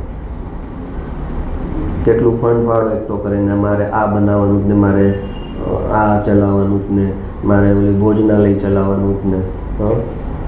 અને ગુરુદેવ ઓલા ગાંધીજી સભામાં બેઠા હતા, એ કે મૂળ લોકો હોય એને દેશનું કલ્યાણ કરવું ને સમાજનું કલ્યાણ કરવું ને આવા બધા વિકલ્પ આવે ને સભામાં ગાંધીજી બેઠા હતા. ગુરુદેવ તો ખબર નહોતી. એ કે મૂળ લોકો હોય ને એને પોતાનું આત્મકલ્યાણ છોડી અને સમાજનું સારું કરવું, દેશનું સારું કરવું ને આવા બધા વિકલ્પ આવે મૂળ લોકોને. ગાંધીજીની તો હાલત થઈ ગઈ. પછી 2-3 મહિને પાછા આવ્યા તો એ એક ભાઈના ઘરે ગયા. કે તમારા ઓલા મુનિ ક્યાં છે? તો કે ક્યાં? તો કે જે મને મૂળ કહેતા હતા ને એને મારે મળવું છે. મને મૂળ કહેતા હતા એને મારે મળવું છે. એટલે એને પોઝિટિવલી લીધું હશે. તો એનો મતલબ એમ નથી કે એ સ્વતંત્રતાનું કે દેશનું કરે છે ખોટું છે, એમ નહીં. અપેક્ષા એ વાત છે કે ભાઈ તું અગર આત્મા કલ્યાણના રસ્તે છો તો તને કોઈ ફરજ લાગુ તને નથી પડતી, અને તું અગર કરતાપણાના જ રસ્તે છો તો પછી તને બધી ફરજ લાગુ પડશે. તો પછી બોર્ડર પર સૈનિક લડે છે તો સારી વાત છે, એને કારણે આપણે અહીંયા બેઠા છે, એમ કહેવું પડે આપણે વ્યવહારમાં. કે ભાઈ બોર્ડર પર છે ત્યારે આપણે અહીંયા સેફ છીએ, પણ એ બધું ખાલી વ્યવહારમાં બોલાય. જે કાળે જેને જેવો વિકલ્પ આવવાનો છે કે હું દેશની રક્ષા કરું, હું આમ કરું, તેમ કરું ને બધા મારે કારણે આમ બચેલા રહે, એ આવવાનું છે. જેવો શુભ વિકલ્પમાં જે છે એને આવવાનો છે, એ આવશે. મહત્વની વાત એ છે કે વિકલ્પ આવે છે એમાં એનું એકત્વ ન હોય તો તરી જાય. વિકલ્પ આવે એ દોષ નથી, એ ચારિત્રનો દોષ છે. કંઈક ને કંઈક તો વિકલ્પ આવવાનો જ છે ને. જેમ ફોજમાં લડવાના જ જતો એને વિકલ્પ તો છે જ ને કાંઈ સંસારમાં, પણ એમાં એનું એકત્વ ન હોય તો પછી બચી જાય, તો પછી ચારિત્રનો દોષ છે એ વયો જાય.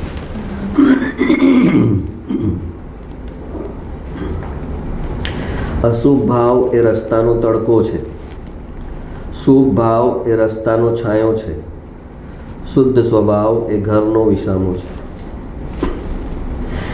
એક ગામથી બીજે ગામ જવામાં ઓલા વટે માર્ગો નીકળતા પહેલાંના જમાનામાં, તો પછી રાત પડી જાય તો પછી ક્યાંક વિસામો કરવો પડે કે બપોર પડી ગઈ ને હવે કે થોડો આરામ કરશું પછી આગળ જઈ શકાશે.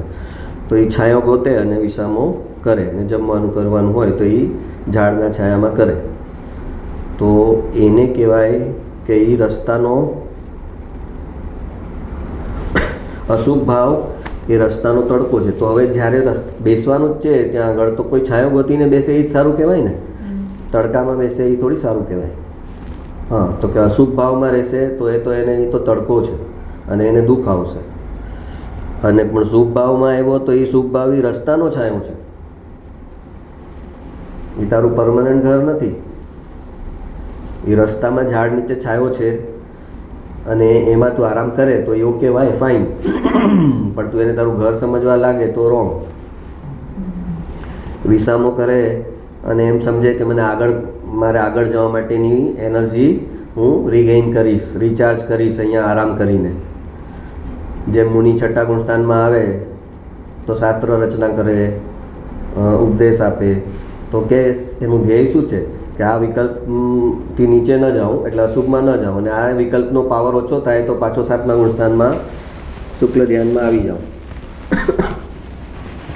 તો એની શ્રદ્ધામાં તો શુક્લ ધ્યાન જ ઉપાદેય છે, પણ અસ્થિરતાવશ છઠ્ઠું ગુણસ્થાન આવી જાય છે ત્યાં આગળ પછી ધર્મ ધ્યાન એમને ઉપાદેય થઈ જાય છે. એટલે કે શાસ્ત્ર રચના કરું, ઉપદેશ આપું કે આહાર લઉં એવો વિકલ્પ આવે. વિકલ્પ આવે એટલે એ કરવા જેવો છે એમ નથી. વિકલ્પ ન જ આવે એમ કહેવાય કે તો એમ પણ નથી, અને વિકલ્પ આવે એટલે એ સારું તો એમ પણ નથી. ગુરુદેવ કે બધા કહેતા તમે બધી બાજુ બાંધો છો, કોઈ એક બાજુ એ ખુલ્લી નથી રાખતા. વિકલ્પ આવે તો કે આવે તો ખરો, તો કે આવે તો સારો ને, તો કે ના સારો નહીં. એ આવે છે તો વિકલ્પ આવશે તો ખરો. તું નિર્વિકલ્પ ધ્યાનમાં સ્થિર નથી તો તને વિકલ્પ તો આવશે જ ને. તું વિતરાગ નથી તો કોઈ રાગનો વિકલ્પ તો તને આવશે જ ને. પણ આવશે એને તું તારો પ્લસ પોઈન્ટ ગણીશ તો તું વિતરાગતાના ધ્યાનમાં ક્યારે લીન થઈશ? તો શ્રદ્ધામાં તો તારે એમ જ પકડીને રાખવું પડે કે આ વિકલ્પ મારું સ્વરૂપ નથી, આ વિકલ્પમાં મારું સુખ નથી, આ વિકલ્પ મને આત્માનો અનુભવ કરવામાં અંતરાય છે, એમ શ્રદ્ધામાં પકડીને રાખવું પડે. અને શુદ્ધ સ્વભાવ એ ઘરનો વિસામો છે. જે શુદ્ધ સ્વભાવ છે એમાં તું આવી ગયો તો હવે તારું એ ઘર જે છે એમાંથી કોઈ નહીં કાઢી શકે. પણ ઓલો ઝાડનો છાંયો છે એમાંથી તો તારે ઊભા થવું પડશે, એ તારી વસ્તુ નથી.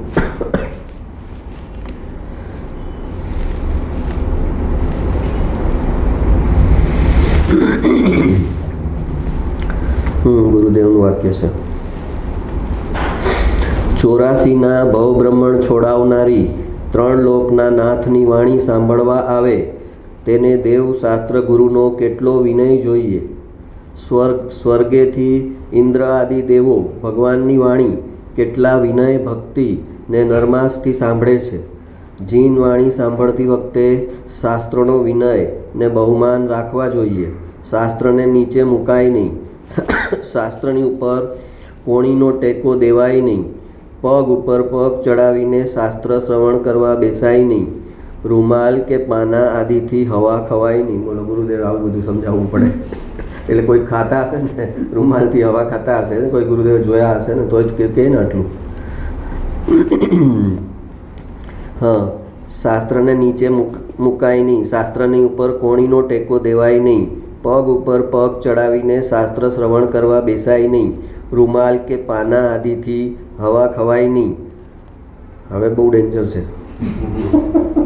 ઝોલા ખવાય નહીં, એટલે ઝોલાય ખાતા હશે ને ગુરુદેવની સામે કેટલાય, એટલે ઝોલા ખવાય નહીં. એ દર્શનાવરણી તારા દર્શન મોનિયોનો ઉદય છે તારો, ત્યાં તો તને વિતરાગવાળી ચાલતી હોય ત્યારે ઝોલા આવે. હા, ઝોલા ખવાય નહીં, પ્રમાદથી બેસાય નહીં, વગેરે વગેરે કેટલા વિનય બહુમાન ભક્તિ હોય ત્યારે તો જીન વાણી શ્રવણની પાત્રતા છે. વ્યવહાર પાત્રતા જેમ છે તેમ જાણવી જોઈએ. ભાઈ જાણવી તો જોશે. તું એમ કહીશ કે આ શરીર જ મારું નથી ને, તો પછી શરીર આમ બેસે કે આમ બેસે, હું પગ આમ સામે તમારે રાખીને બેસું તો શું ફરક, હું તો શરીર જ નથી ને. હા, તો એ નિશ્ચયાભાસી થઈ ગયું.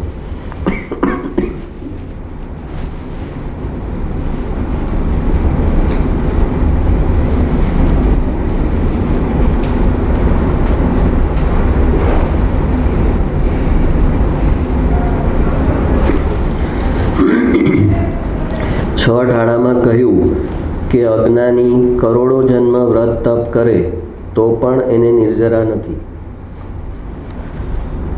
છ ઢાળામાં એક શ્લોક છે, એમાં કહ્યું કે અજ્ઞાની કરોડો જન્મ વ્રત તપ કરે તો પણ એને નિર્જરા નથી, અને જ્ઞાની શુદ્ધ સ્વભાવમાં ડૂબકી લગાવી ક્ષણ માત્રમાં અનંત કર્મોની નિર્જરા કરી લે છે.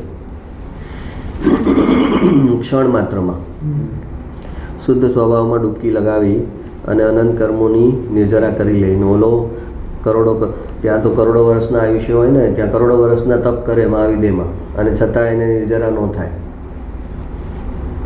મહાવિદેમાં તો બધા આયુષ્ય બધા પૂર્વમાં ને એમ હોય, 1 કરોડ પૂર્વ ને 84 લાખ પૂર્વ ને.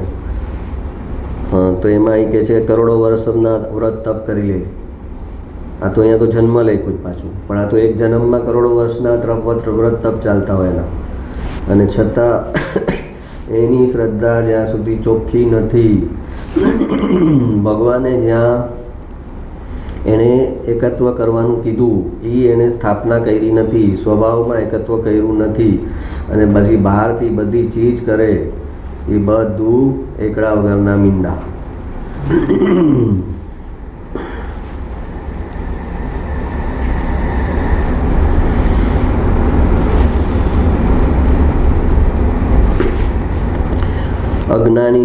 અજ્ઞાનીની દ્રષ્ટિ શરીર અને સંયોગ પર હોવાને કારણે વ્રત તપ સંયમ વખતે પણ એને બંધ છે. અજ્ઞાનીની દ્રષ્ટિ શરીર અને સંયોગ પર હોવાને કારણે વ્રત તપ સંયમ વખતે પણ એને બંધ પડે છે, કર્મનો બંધ પડે છે. અને જ્ઞાનીની દ્રષ્ટિ દ્રવ્ય સામાન્ય પર હોવાને કારણે ભોગના કાળે પણ એને નિર્જરા છે. જ્ઞાનીની દ્રષ્ટિ દ્રવ્ય સામાન્ય એટલે ધ્રુવ દ્રવ્ય, ધ્રુવનું બીજું નામ દ્રવ્ય સામાન્ય. તો કે છે જ્ઞાનીની દ્રષ્ટિ એટલે એકત્વ. જ્ઞાનીની દ્રષ્ટિ દ્રવ્ય સામાન્ય પર હોવાને કારણે ભોગના કાળે પણ એને નિર્જરા છે. બોલો, તો કે આ જલસા થઈ જાય ને આપણને તો ભોગ ભોગવાના અને નિર્જરા. હા, તો કે દ્રષ્ટિ કરી લે દ્રવ્યની, પછી ભરત ચક્રવર્તીએ 96,000 રાણી ભોગવી તો એને કાંઈ ન થયું. તું કરી લે, 6 કણનું રાજ્ય પણ ભોગવ્યું, કાંઈ નથી. તું જે કરવાનું છે કરી લે ને. પછી તારો રાગ છે એ ભગવાન કહેશે તો હું ફૂલફિલ કરીશ, પણ એ રાગ તારો ભટકાવશે નહીં તને બહુ બ્રહ્માંડમાં. એ અસ્થિરતાનો રાગ બચશે.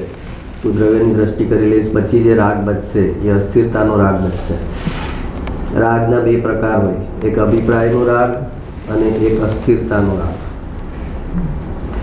અભિપ્રાયનો રાગ એટલે કે રાગ કરવા જેવો છે, રાગ સારો છે, રાગ કરવા મારું હિત છે, રાગ તો કરવો જ પડે ને, ક્રોધ તો કરવો જ પડે ને, એમ બધા થોડી કંટ્રોલમાં આવે.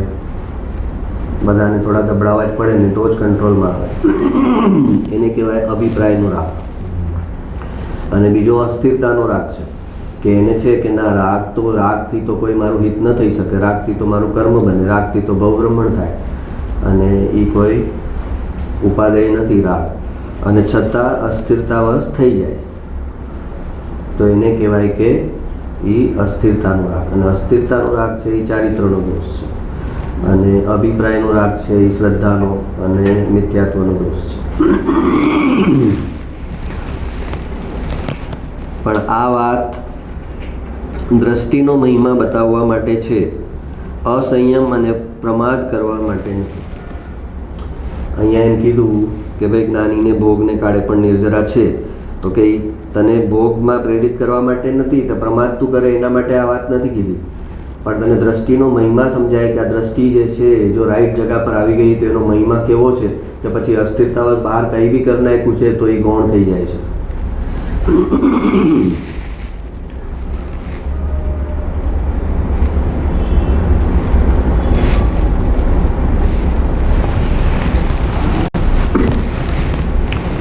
જ્ઞાનમાં સુખ છે એનો અર્થ શું? હું અકર્તા છું, કંઈ કરવાનો કે કંઈ રોકવાનો ભાર બોજો મારા ઉપર નથી, એવું સ્વરૂપનું જ્ઞાન થતાં જે નિર્ભારતા, જે નિરાકુળતા અનુભવમાં આવી એ સુખ છે. આત્માનું જ્ઞાન સાથે સુખ છે તો એ સુખ કયું? તો કે જ્ઞાન સમ્યક જ્ઞાન શું કહે છે કે તારે કાંઈ કરવાનું જ નથી, તું તો જાણવાનું છે. તારે ત્રણેય કાળની પર્યાયો સુનિશ્ચિત છે, એક એક ગુણની પર્યાય સુનિશ્ચિત છે, એક એક જળ દ્રવ્યની પર્યાય સુનિશ્ચિત છે, જ્ઞાન કયા સમયે કોને જાણશે એ સુનિશ્ચિત છે. તો તારે તો કાંઈ કરવાનું જ નથી. તો એમ એને હું અકર્તા છું, કંઈ કરવાનો કે કંઈ રોકવાનો ભાર બોજો મારા ઉપર નથી, એવું સ્વરૂપનું જ્ઞાન થતાં જે નિર્ભારતા, નિરાકુળતા અનુભવમાં આવી એ સુખ છે. કે મારા રાગથી કાંઈ થવાનું નથી, મારા કર્યાથી કાંઈ થવાનું નથી, મારા રાગથી કાંઈ થવાનું નથી, જે થવાનું છે એ થવાનું છે, એવો દ્રઢ નિર્ણય અંદર સ્વભાવમાં, સ્વરૂપમાં થયો તો એ જે છે એનાથી જે બહાર વિકલ્પો ટળી ગયા, આમ કરું, ઓમ કરું, આમ નહીં કરું તો આમ થઈ જશે, ઓમ નહીં કરું તેમ થઈ જશે, બધા વિકલ્પોની જે અંદર તને આગ જલતી હતી અંદર વિકલ્પની, એ બધી વિકલ્પ સમી ગયા. ને વિકલ્પ સમી ગયા એના કારણે નિર્ભારતા, નિરાકુળતા આવી, એ જે છે એ સુખ છે.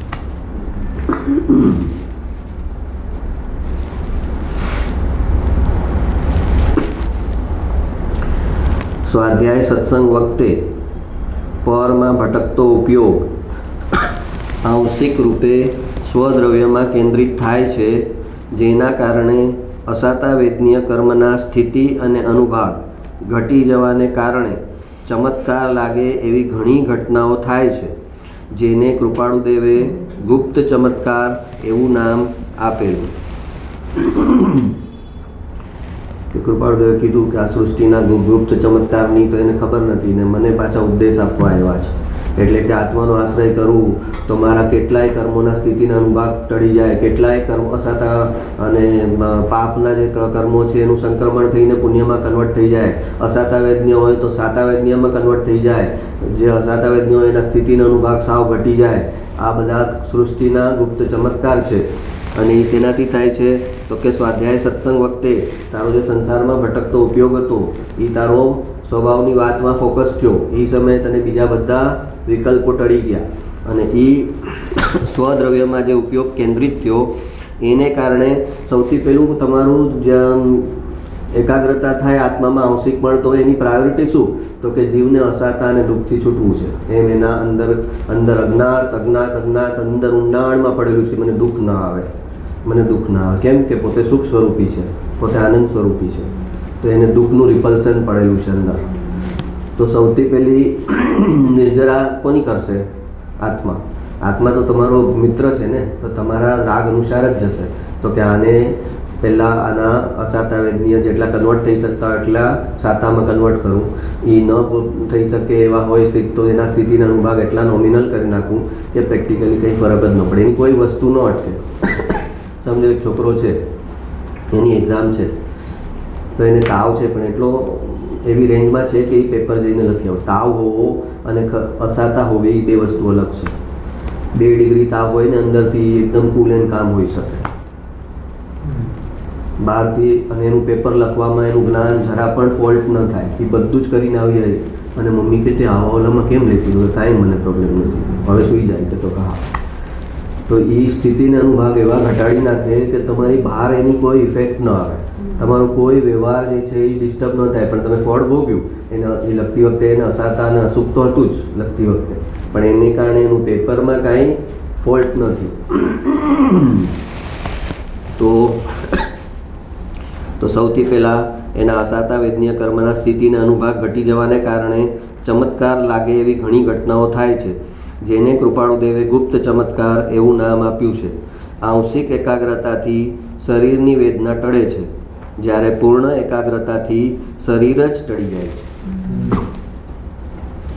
આંશિક એકાગ્રતા તે કરી તો શરીરની જે અસાતા વેદનીય છે એ ટળી, અને એ જ મુનિ પૂર્ણ એકાગ્રતા કરે છે તો શરીર જ ટળી જાય છે. શરીરની વેદના ટળે છે જ્યારે પૂર્ણ એકાગ્રતાથી શરીર જ ટળી જાય છે ને અશરીરી દશા પ્રાપ્ત થાય છે. આ વાતને સ્મરણમાં રાખવી.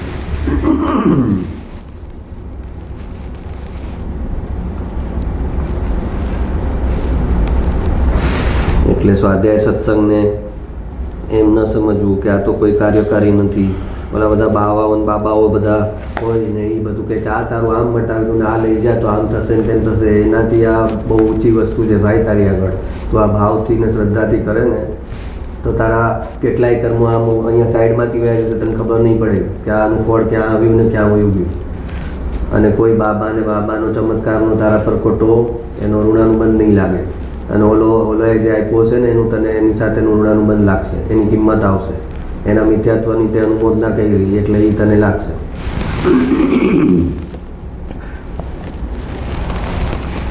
અનેકાંત એ જ્ઞાનનો ધર્મ છે, શ્રદ્ધાનો નહીં.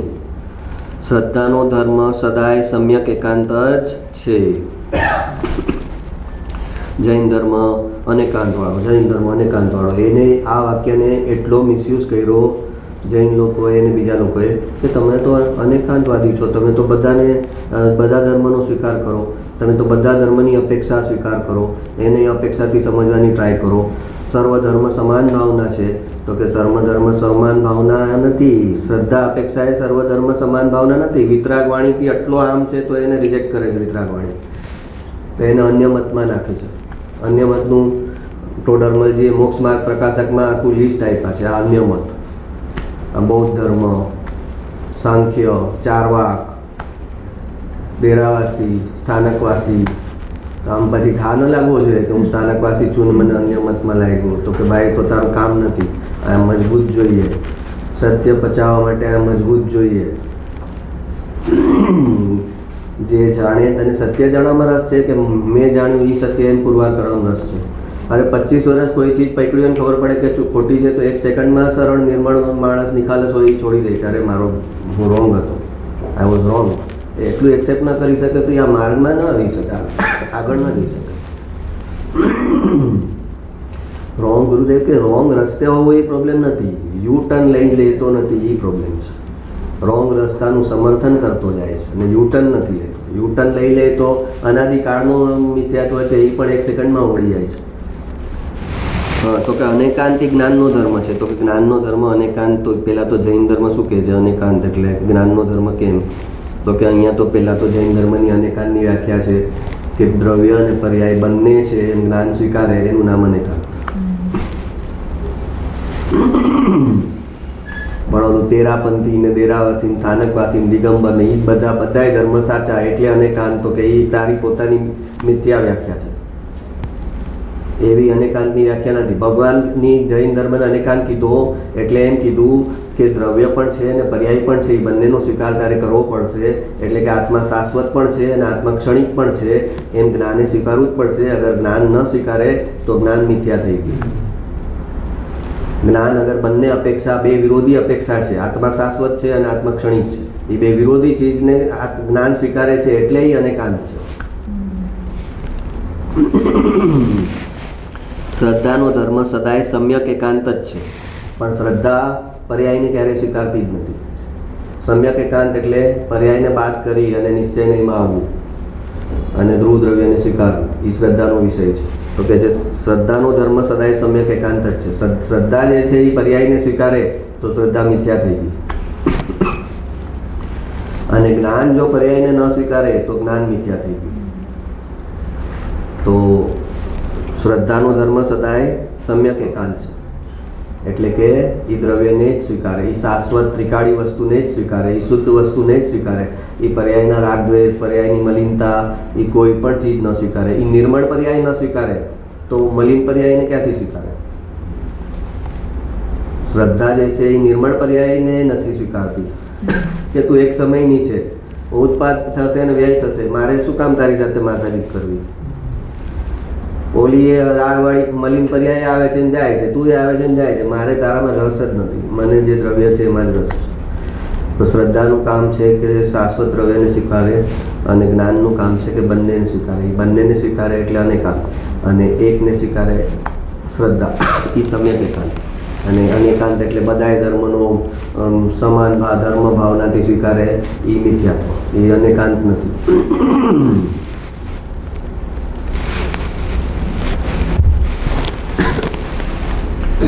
निज निज में बताई यह अनंत उपकार है, इसके लिए वंदना सतवार है।